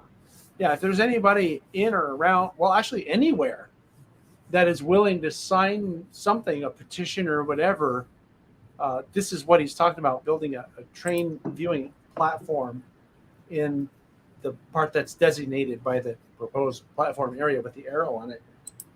We've seen platforms in other places, right? For example, I believe Union Pacific built a platform in Roseville at the east end of J.R. Davis Yard, where I think it's the Valley subdivision branches off north. And I don't remember what it's called, but it goes over Donner Pass. It's not the Donner sub, is it? Or the Summit sub or something like that. I can't remember. I have no clue. Yeah, but there's a big Y there too. So there's some in Florida, right, that you found, Alvin? Yeah, I found a bunch in Florida and Georgia, one in New York. So my proposal that I wrote, there's like 3 topics: history, impact, plans for the platform, and then I also included this map, and then I included, I think, 5 examples of train viewing platforms. That's great. And you talked about the economic impact of adding like a virtual rail fan brings tourism to this particular place. So you could even have that tourism piece to a city park. Yep. The only thing that sucks is there's not very good parking. But just north of this is the tracks train and the UTA front runner stop. So it's literally a block away. You could hop off the train and watch trains. That's cool. So Alvin, I have to give you kudos for jumping up and creating all of this momentum behind an idea that you had. Thank you. I thank you guys for your support. Like, I couldn't do it without the 3 of you, John, Sydney, Michelle, even Gary, Goofy Gary Productions. Yeah, Gusset Gary. Gusset Gary. That's isn't this a parking lot right here? What is this? This is a parking lot, and you can pay to park there. Well, there's a lot of parking then. There's a lot of parking. But I'm on vacation, dude. I'm not paying for parking. That's garbage. What's over here? What's this? That's a parking lot for that building. Oh, the one right below it has the blue P for public parking. That one. What's this? It looks like public parking. Yeah, that's public parking too. That's I thought that was where you go pee. I mean, there's a building. I always thought the letter P meant parking, but okay. No, but I mean, I'm looking at it and I'm thinking that there's a lot of parking around here. So I'm not sure. This is a garden though, right here. Garden? That's the garden. Well, there's what you do. Tell them to take out the garden and put a parking lot. Yeah, who needs food anyway? I mean, yeah, I'm kidding. This would really be the first virtual rail fan cam in Utah. I'm seeing someone saying that in chat. Yes, really? It would be. Potentially. That's cool. So there's 2 red flags I learned about today. Yeah. The first one is that I kind of knew about. This area, there's dirty dirt. You know what I'm saying? So it's capped. Yeah. So being able to build a platform, I took an A-frame ladder out there and I stood on it with the measuring tape at the bottom of my feet to see how tall it needed to be, and I decided 5 feet minimum needs to be out, like off the ground, plus like an awning on the backside for shade. And they told me, the engineer lady that I hooked up with that said, hey, I need a UTA contact. She said, it might be too close to the tracks in case there's a derail. Because the curve is facing where the platform would be. I don't think they have those kind of regulations. The one we looked at in Florida, the tracks are like 4 feet from the... Yeah, literally, you could reach out and touch the train. Is it on a curve though? No, it's at a diamond. Remember, we looked at the one at a diamond. The one I don't know. I mean, it's a possible thing, but they take that curve pretty slow. So if it did hit the ground, like it would hit the ground, it would. I don't think it'd fall over. The one in Roseville is right at the end of a Y where there's a turnout, and it's practically on the track. So I don't see any reason why the clearance should be an issue. I mean, not knowing what the regulations are, but just saying. I'm not saying anything, but I'm just saying. I think you did have rail cams in that proposal, didn't you? Yeah. Economic impact that could happen. I talked about potentially having 2 amenities that the 3, I guess. So I envision a platform that's about 6 feet wide, with a ADA ramp for anyone that's ADA, and like benches to sit on and picnic tables. And also, like, if we could put like a speaker so we can hear like the scanner going off, you know, something not too loud because there's neighbors. We don't want to make them upset. And then like a TV screen that has like a map of the area to say if there's trains in the block or anything, or what the signals say. Because the Y goes technically east, which is north, to Ogden and points that direction, and then headed south is Provo, and then out west is the LA, the SL and LA line, Salt Lake and LA, the old UP, and then the WP obviously goes that way out towards Wendover to Oakland. So And we saw that on Amtrak, didn't we? We saw that on right down Amtrak. that line, didn't we? yeah, we found Where the that one. WP and the SP like cross each other and do this across Utah. Yep. So, So that's another thing, and then putting like a virtual railfan cam. I don't know. I think this is a great idea. It would be I think a it's a great destination. idea. I think it would I be wanna show- a destination for rail tourism. I want to show you guys something. You see this Y here? This is in Roseville, California. And if I zoom up to it, I'm going to show you where the platform is that UP had built. You can see it already. See that little curved thing? Nope. Right here? Right here. That's Oh the yeah, look platform. at that. Here's the track. There's a turnout right here. I mean, this is right up to things. So Yeah. and That's it a doesn't busy look- line too. It's a very busy line. I don't see any reason why this would be any different from what we were just looking at. That might keeping be a in great mind- example to show them too. The size of that might fit really nice in that space. Something Yeah. of that nature. So So 2 reasons why I picked this, 3, I guess. So it's owned by the city. Is number 1. Number 2 is the sunlight is in the right spot. Mhm. Number 3 is there's historical stuff happening there, because the Y, and there's nothing that resembles that at all. So another thing I would put on there is just like brief like plaques of what the history was, and maybe a picture of the interlocking tower, what it used to look like.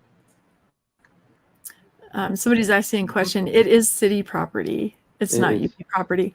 Nope. Yeah. Oh, here's But a. I'm trying to get UP on board and UTA, because the more the merrier. You know what I'm saying? Just to support the project Yeah. as And a historic piece.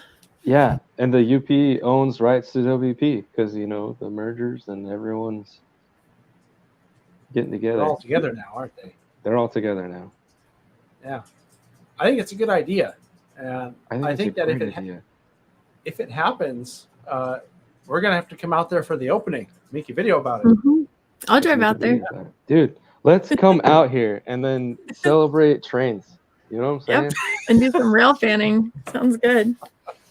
Do some Steph's foaming, over here set shaking it her wrong. head at me. So this is where I'm at. You guys think starting a Facebook page would be best? Literally. I think it's a Start a really easy free start. Easy Dude, thing to start do. start a Facebook page. It's Okay. easy. Just go on Facebook, say create a Uh-huh. page. Uh-huh. Call it Grant Tower viewing platform. I like it. yeah, Perfect. something like that. Uh-huh. And then what? That's it. I'm just kidding. This is how I've been through this whole process. Okay, this is what I want. Okay, now what do I do? Well, Okay, I and think then what? Now I who do I think talk to Sydney next? made a good point, and this is something that I'm sure people involved would be considering, which is if you build something like this, that's a place for people to convene, so they're not like all over different places on the line, Right. creating distractions, for the crews or whatever. So Yeah. No, this guy If you told put me. a rail fan camera, we're going to be there waving at it anyway, so it's already. Yeah. This guy told me the story about there's 2 dudes sitting on the porch. There's a bunch of flies all over the place. So the dude that owns the porch pooped in the corner, and his homie was like, "Dude, why are you pooping in the corner?" And he goes, "Where's all the flies at? In the corner, not all over my porch." So the platform would be the poop in the corner because that's where all the rail fans get to. Wow, that's a great metaphor. Wow. I'm trying to follow you. I'm like, where are we going with this? I'm so glad you brought that up. Sorry, I know it's dinner time, not to talk about Oh, look, that. there's an ECV Yeah. chapter. Okay. Oh, what does cool. Nick LaRusso say? So- Alvin, there's a CEV chapter. What is that? What is that? Clampers? The clampers. Oh, the clampers. Yeah. Nick is a clamper, so they're good at organizing. So that would be actually that's a good lead. What's a clamper? There are people that do stuff. It's like preserve history. Yeah, we have the peanut gallery talking. Why don't you put yourself on the screen and talk? Are you gonna put yourself on?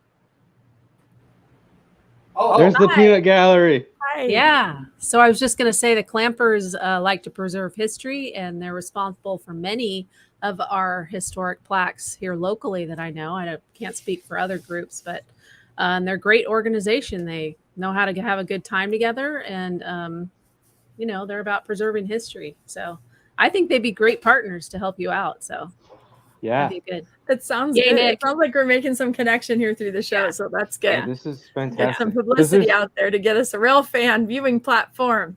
Man, there's nothing like this anywhere around me. So it's life-changing. That's great. So if anyone, I guess one thing you could do is get at me on Facebook or my email. Email me, that's okay. do it on Facebook. Create a page Do it on for Facebook. Yeah. Oh, Tell you what, Do a Facebook page. I'm going to give you an assignment. Okay. Why don't you put together the Facebook page? Come back here on this show next month, and we'll publicize the Facebook page. Okay. Or sooner on our Facebook pages. We can share that out. Yeah. Yes, we will Right. put it on the Facebook Mhm. pages, and if you get the Facebook page created, I will link it in the description of this program so people can find it easy. Man, fantastic. Yeah, That's us. I'm excited. Dude, Yeah. I'm excited. This Yeah. is legit. And like literally every person I've talked to that has anything to do with like city movement, public engagement, the important people, all of them are like, man, that's a great idea. That's fantastic. Because, dude, nobody knows about trains except for us because we're train guys. Guys like us Right. know about trains. Guys, So- Kill it. People know it's cool. Yeah, I know. no, we know it's cool. Like, I went to go But talk it's to. fun. There was a work party today at the city, and I went to go talk to one of the people who's like public service director or something like that. And I was like, "Yo, dude, do you remember me? We met one time." And she's like, "Oh yeah, vaguely. You look familiar." And I was like, "Do you know about trains?" And she's like, Do And I you was always like, start your conversations like this, you idiot? No. Robert, That's they what she should was have that in the thinking. park. That should already be a park amenity. That's the beauty of putting this in a city park is amenities would already be there. Yeah. The only thing that's sketchy is that it's dirty dirt and there's a cap.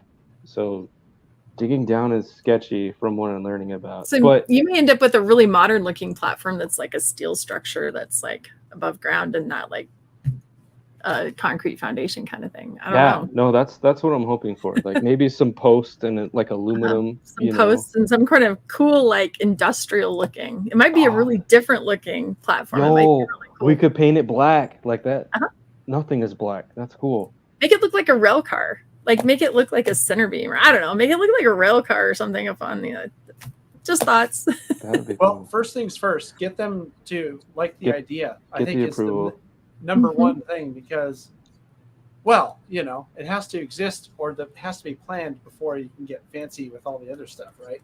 Yep. Right. So Get I'm it on the excited. radar. I think Yeah, it's I'm great. excited though because it's in a place where the light is good because the sun is going to be on the southern part of the sky the whole time, and you're facing north, which is ideal. Yeah. Now, when it gets to be around sunset and late afternoon, it'll be hard to catch trains that are coming from the west. But the whole Right. rest of the day, it's going to be really good. Fantastic. So I did some research, obviously, foaming. I went there at like 8 or 9 in the morning, took some pictures, and it was premium, fantastic. And then I went again at like 6 in the summertime, and that's right at the end of when the trains are no good. But once there's some apartment buildings, and once the sun goes past that, then it becomes like golden hour, you know? And from then on, like the rest of it is perfect. And there's a few spots around this area that people can kind of walk to, but like it's just too close to the trains. And I know some people aren't like, they don't like being this close to the train and this close to the train and seeing the picture, and like, because all you see is like, bah, you know, like the trucks. All you see is the trucks, and you want to see the whole locomotive. But there's a few spots, and there's this nice there's this nice new trail that's there. And like I said, it follows the WP, and Salt Lake, Garfield, and Western is not too far away. So that's cool to go foam in the morning, because UP switches out the trains, blocks the entire road, but the sun's kind of on the wrong side, and there's grade crossing. That's another thing. There's no grade crossing. So when you make a video, it's not ding, ding, ding, ding, ding, ding, ding the whole time, because that's the worst. I hate that in videos. But I always start my video with that when the arms going down. And I mean, it's cool. Some people. I'm going to send every one of those to you now, since that bothers you. Okay. I think that's a great plan. I'm going to text him every time I get that. Make him hear that in I'm his gonna text sleep. it to Alvin. Yeah. You need That's an pretty alarm rough. clock, Alvin, with that recording. Yeah. I'm sure Well, cool. Steph This would is like that a too. great project, and I think the Grant Tower viewing platform is a really good project, and we'll support it. Oh Gotta man, love I've never met Shakalaka, Curtis Hill. bro. I don't I've heard a think lot you've of stories about Curtis. Yeah, I don't I think need to you've try met your him tri-tip. yet. Oh yes, the tri-tip. That's one of the best things. I'm gonna try a tip of that. Tri-tip. Yeah. Great. So anyway, that's all I got. Questions, comments, concerns from anyone? The Peanut Gallery. Well, people were concerned. Actually, Cameron had a good comment in here, which is black may not be the best color to try to do anything, because it's going to have full sun exposure. Right. So Right. it would make a lot of That's a good sense to idea. have some good shade and not use black if you can help it. But Yeah. I mean, that's all stuff I think that people need to. Yeah, that's another interesting comment. Although I don't know if there's enough space for something like that. Although Yeah, you could, probably not. I mean, you could can have get with 5 dudes and be like, park, "Hey, though. dude, you got the stuff," and like open the jacket, and there's the locomotive.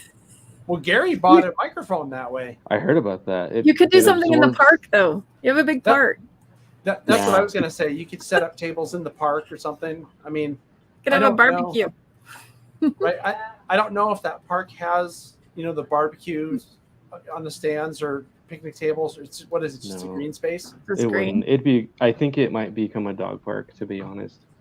Oh, well, dogs Because- love trains. So all everyone- the rail dogging people can stop in there with their dogs. That's cool. Yeah, that'd be Yeah. cool. Max the rail But- dog can go by there. But literally everyone in those apartments, all of them have dogs, which is fine. I have dogs, obviously, but Huh. I honestly don't know. I've heard rumors that they want to expand the garden because it's like it's the best community garden in the city. I don't know how many we have, but there's 1, 2, like 4 that I take care of just in my little section of work. And that's one of them. I work Hey. there, kind of. I just noticed we have a caller. Should I bring him on? Yeah, let's talk to him. Okay, I'm going to say the magic words. Send it. Send it. There he is. Who's that? Hi, Oh, that's that's Ethan. Ethan. What up, Ethan? That's Ethan. He's like, oh, God, I'm on. You're What muted, am I though. doing? Yeah, he's Uh-oh. muted. How do you unmute this guy? Oh, here we go. There he is. There. How long have you been waiting there? Oh, just a bit. Sorry, That's I didn't fine. see you because I have a whole bunch of stuff up on the screen from all the little things we've been sharing on this show today, and I didn't see you all the way down there. What's on your mind today? Are you calling to help Alvin with his project? Oh, I was just hanging out, waiting for Alvin to be done. Before I did another shameless plug about the steam engine, but I Talk think about it. Go for it. Oh, wait, before you go, can you kick me off so I can eat? What? You can kick Bye, yourself out, Alvin. too. I'm Go have sorry. some food. I'm hungry. Yeah, Okay. we'll kick Yeah. you off. Okay. Send it. All right, he's gone. I do think it's neat what Alvin's working on and everything. Yeah, and I know the platform you're talking about in Roseville. I mean, when one of those trains come around that Y when they go at full speed, it's loud. yeah. There's at least once or twice I was there and a train went to go north, and they came through at track speed, and it's like, okay, yeehaw. I know. I see 50 miles an hour every day, right next to the building. It's crazy. Someone Yeah. posted a video. I think it was Jordan Brown. Does that sound right? Jordan the rail fanner. Yeah, he posted a video train going just They're north really. of the depot there Mhm. at the museum, and I don't know. Maybe it was because he was so close to the track, but It was looked on the awfully- sidewalk, which is that close to the track. It's terrifying. Yeah, It's terrifying. It looked awfully fast to me. Like, And I'm surprised. It will blow your hat off. I've watched those center beam cars with the oval cutout. They create wind like you wouldn't believe, and I've seen like blow people's hats off. And yeah, it's Yeah, I think if I remember right, track speed in Norville is 45. So they cruise through there, don't they? Yeah, track speed Huh. here in town is 30, and they cruise through sometimes. Yeah. Depends. Well, tell people about the steam engine, because that episode of Chasing Trains won't be out until next month. I know you guys got a little sneak preview. I don't know if you got to watch it, Michelle. The first day of your. I did watch it. Oh, did you? And you left in the part about where I was stealing something from them, like a rag with the grease. And You had a grease mark on your hand. I know, and I was like, I need to find a rag that I can take home with me to keep the. Yeah. I have to say, Ethan did give me one. I'll clarify that right now before people watch it. Ethan gave me one. Did he rag on you about something? So what we're talking about for people watching, if you watch this channel, you know that there's an ongoing series called Chasing Trains. And when Michelle was out here, what was that, in July? So just a little over a month ago, we went to Portola, where Ethan lives, and where the Western Pacific Railroad Museum is. And I turned that day's activities into actually 3 videos. We had clips for the podcast that came out this month. So whenever that was, about 11 days ago or 12 days ago, something like that. And you can actually see some of what we did on the podcast. It was the longest podcast I've ever made. It's like an hour and 20 minutes. So it's almost 90 minutes long. And then we also did a video, which I have on the other computer here, that I still need to edit. That's all about the Western Pacific Railroad Museum. For that video, Ethan's here below us on the screen is the host, and he talks all about what they do and what they have at the Western Pacific Railroad Museum in Portola. And it's only scratching the surface. There's a lot more than what we cover in the video. And then the other video we made from that day was the Chasing Trains video, which really is the behind the scenes of everything else that we did. And I recently finished editing that video, and all the train crew members, the TSG train crew is what I call the Patreon supporters of this channel. They've all seen it because it came out and it was published as a sneak peek for Patreon viewers a couple of days ago. And that's what we're going on about here. That was reminding us of what happened that day. We had a lot of fun. And I want to say, Michelle, I just was watching that because I showed Sid the video, I think it was like 2 nights ago when I uploaded it, or 3 nights ago. And when you were looking and had the mark, the grease on your hand, you were so excited. Like the look on your face was like a kid. You're such a nerd. Go back and watch it, because it was like, oh, this is really fun. Like that was so Michelle excited. and her pure rail fan joy. That was like from the heart. I'm super nerdy. Oh, it was totally from the heart. And I just want to say that to say that people who, see you around on YouTube, or maybe they watch this show, or maybe they saw you at a train show or something. We're like, oh, that's that lady. She's just for the Colorado, the museum or whatever. Oh yeah, I saw her all over the place. She's really good at marketing. That's all, that's all she ever did. No, this was real.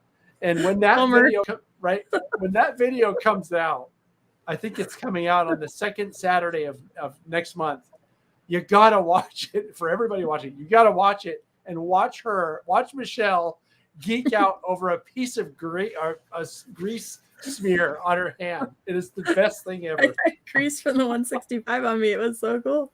Yeah. Oh, it was just great. And I felt so happy to be able to sort of facilitate as much of that as I did.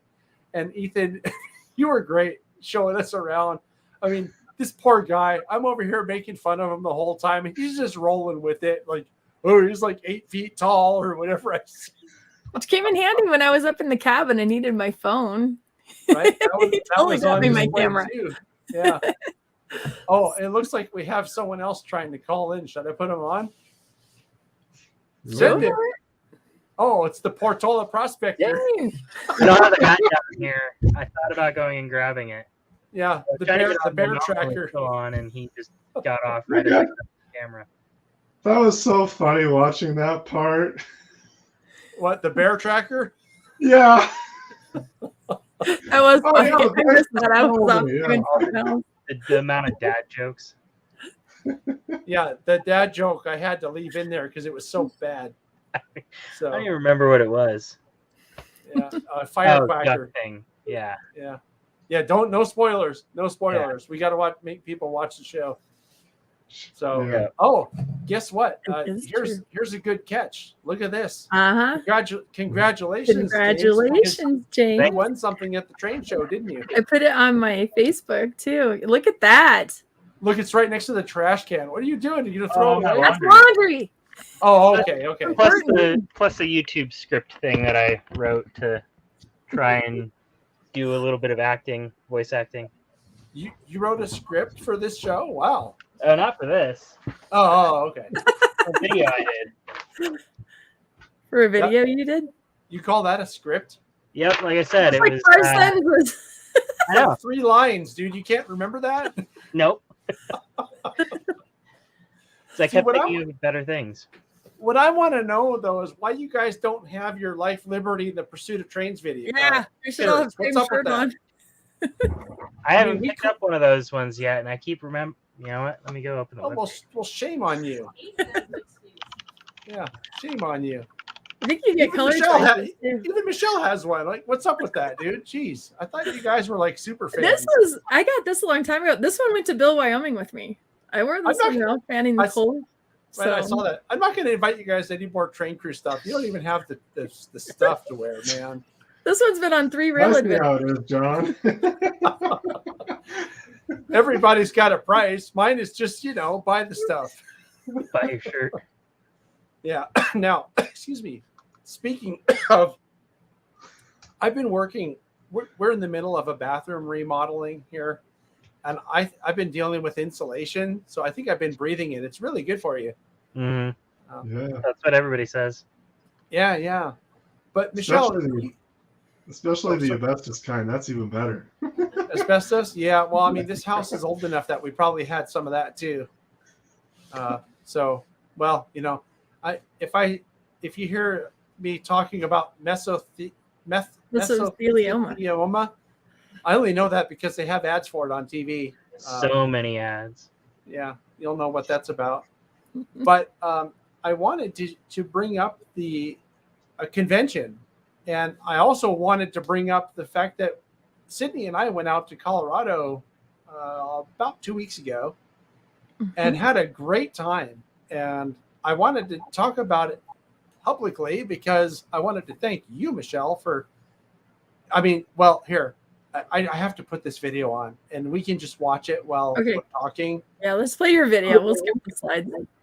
Yeah, this was something that we got to see. I'm going to scoot this video forward a little bit so that it doesn't take too long. What's wrong? It won't scoot forward? Well, we'll just have to watch it. We'll just have to watch it.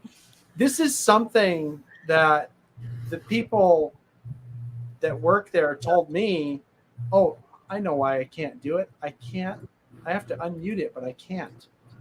What is up with that? That's strange. Well, it's moving. So- We can see the truck moving. Yeah, it's playing, but sharing the content. so I had some photos, but we'll just talk about what they were doing. We just happened to go. Really didn't know they were going to be out in the yard this day. We happened to go by on a day they were actually doing some testing that they can't normally do before an excursion, but since they just done an excursion, I could do testing. Look at that!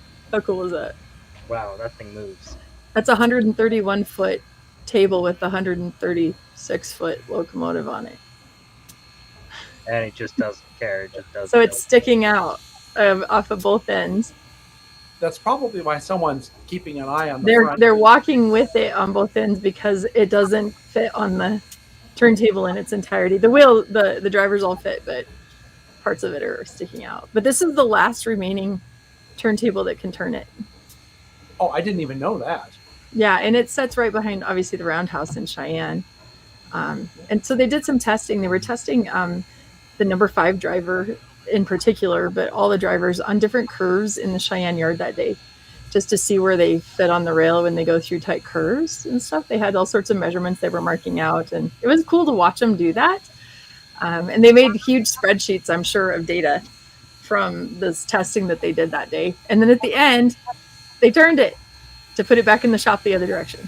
So the interesting thing to me was that getting a chance to talk to some of the crew later on, they said that they don't even see this. no, it's happened so rare to turn Right? it. So having a chance to witness this in person, let alone to see a video of it, And is record it for history, honestly, is nice. yeah. I thought it was really special. And that was in large part thanks to you for taking us up there, Michelle. This would have been so boring 70 years ago, 80 years ago. Yeah. Running. Back in the 1940s, it would have been like another one on the turntable. Like, who cares? Yeah. Yeah. These days. Well, I thought it was worth sharing on the show here today just because of how unusual it is. And I'm thinking that I will probably piece together. I took a fair amount of video while we were there, and I'd like to piece together a little compilation of all the shots that I took. I mean, I don't even think I'm going to narrate it. I may just have it in the description of what they were doing, just so that people understand what they're watching, because Yeah, what they're actually seeing. This is real, and this is like 2 weeks ago. yeah, we followed them around the yard, and what they were doing was dropping a, what was that? Plumb thing, bob. Michelle? It's a plumb bob on a string. I hadn't seen anybody use that in ages. So it was Yeah. cool they were using an old-fashioned tool. So somebody's up on the side of the locomotive dropping this plumb bob thing over the side with it hanging off of the, what is that, a running board, I guess, where they walk next to the boiler.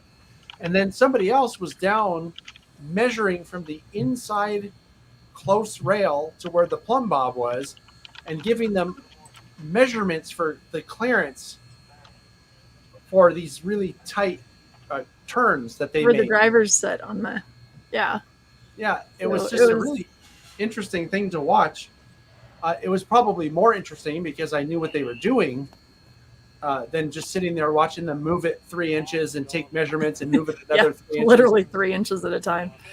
And the other really interesting thing I thought was how precise or how precisely they can move the engine a very short distance.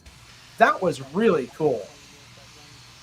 So anyway, I think the video is very close to being over here. You can hear that there's a Yeah. pressure valve. And that's probably a great way to end the show today, John. I think this is perfect. Do you want to end it here, Michelle? I know you Yeah, have we can talk about the other stuff later. If people followed my Facebook, they saw everything I was going to talk about. So it's all good. Well, maybe not everybody follows Facebook. Well, then but they're that's missing okay. out, aren't they? Yeah, what's up with them? They need to do better. So, anyway, okay. Well, I guess we'll end it on this then. I did not get a video of them. Well, I got a video of them leaving the turntable, but this is not part of it. Yeah. So I'll just take this off, and there's a little sneak peek of something that people will get to see eventually, and a little treat for people who waited around till the end. So, Yep. That was a good video. thank you. So that was the worst one that I took. I had 3 other cameras running for that. So I'm saving was that. set That's up. the worst one. Nice. I gave you the worst one today, but it was still cool, wasn't it? It was cool. Yeah. So I'm going to remove you from here, James, now. Thanks guys. for calling. Thanks for calling thanks in. for calling in. Ethan, if you want to plug something for the museum, this is your chance. Okay. Well, as I've mentioned before, we're 55 September 3rd and 4th on Labor Day weekend. So we'll have her out pulling the caboose train. All of her run a locomotive slots are full, though, so all that's available is riding the train behind her and taking pictures. But That's okay. That's still fun though. Yeah. Don't talk it up or anything. Don't talk it down. Talk it up. I think it's cool just to be able oh, to see it. everybody's frozen. You know, I need to get up No, there. I was referring to the video. It all locked up on me. Oh, Oh. okay. Okay. I thought you were talking about the event. I'm like, dude. Yeah, so Labor Day, we sounds got so Labor Day fresh. weekend. They're running Steam, so go to Portola to the Western Pacific Museum and see the 165. Maybe you'll get a little grease on your hand. You never know. Is that what you really wanted to say, Ethan? I think he has a slow. I think he's locking up. That's why I just recapped what he said. Here, I can't turn off his camera, so because if he turns off his camera, you'd be able to hear him because he's basically pushing the limits of his bandwidth. So tell you what, we'll have you back. Oh yeah, Yeah, we'll have you back, Ethan, to talk about it. Yeah, I think he just heard me and he turned off his video. Near than that. Oh, you want to plug it now? I think we got your audio. Yeah. Yeah, I guess I can try it again. Yeah, September 3rd and 4th, she'll be running. She being the Western Come Pacific on. 165. Mm-hmm. I think his end is locked. 165, yeah. We'll have her Okay. pull on the caboose train. Yeah, it might be my end. I didn't run the Yeah. internet cord out to the computer. Let's try. Okay. All right. Oh well, we tried. It's okay. We got it. Labor Day weekend. Go to Yeah. Portola. We'll take you off the stream here, Ethan. Talk to you sometime soon. Thanks for calling in. Yep, we'll see you. Okay. Well, that was interesting. Hey, at least it wasn't me this time. Right, or me. I got a whole new system, and I have not been kicked out of the show since then. Yeah, and I went to a whole different setup of plugging all my peripheral stuff here, and I haven't been kicked off the show since We're either. doing so good. We learn as we Only go, took I us- guess. A complete year to fix our tech, but we got it. Yeah, I need to look back, Michelle, and figure out when was the first time we did this show together. Yeah, I don't Every know. time we come up on an anniversary, we can have a party We show. should have a party. Yeah. Everybody brings a donut. Hey, I mean, that sounds good to me. And you can stick a candle in in the donut for each year that it. There we go. Yeah. Yeah. So Well, that might require cake, which is a step up from donut.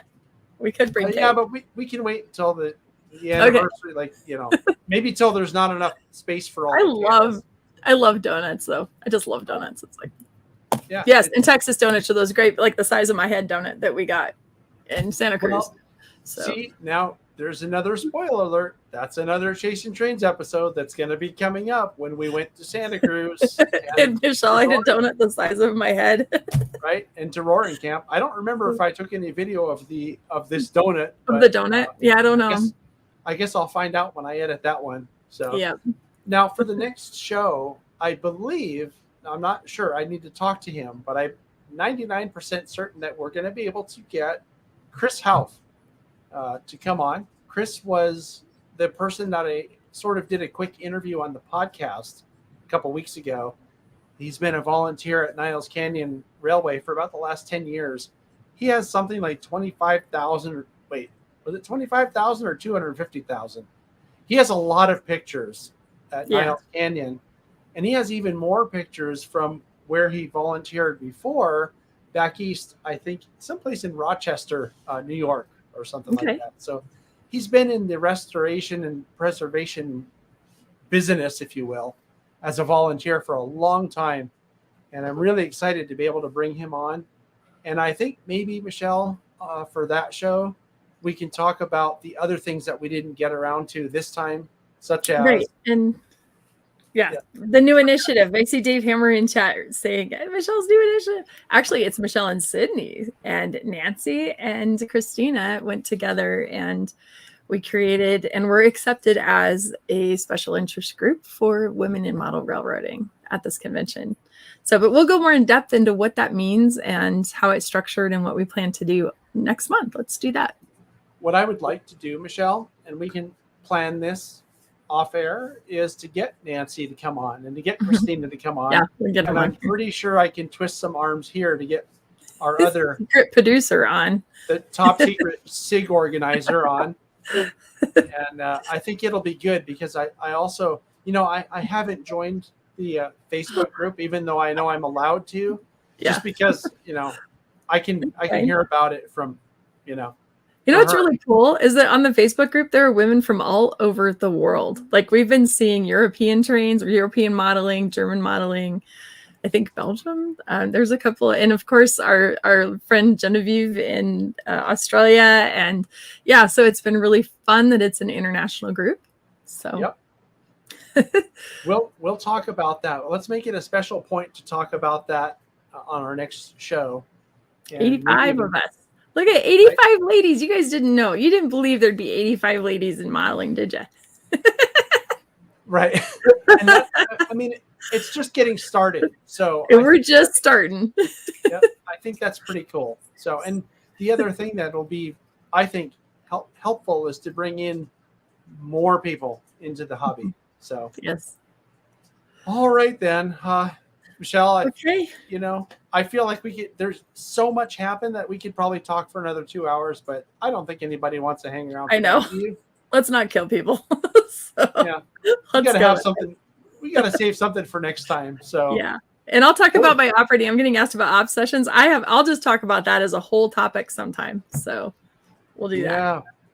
I use cards. We got to talk about it. So cool. Okay. All right. Well, I guess that's it for us this time. Thank you, Michelle, for doing this. Thank you. You're welcome. Thanks to everybody for watching. Super duper thanks to our super top secret producer over here helping with all the links and everything else. Shakalaka Bro and Ethan and James at the Portola Prospector for calling in. And hey, we'll catch everybody next time. See ya.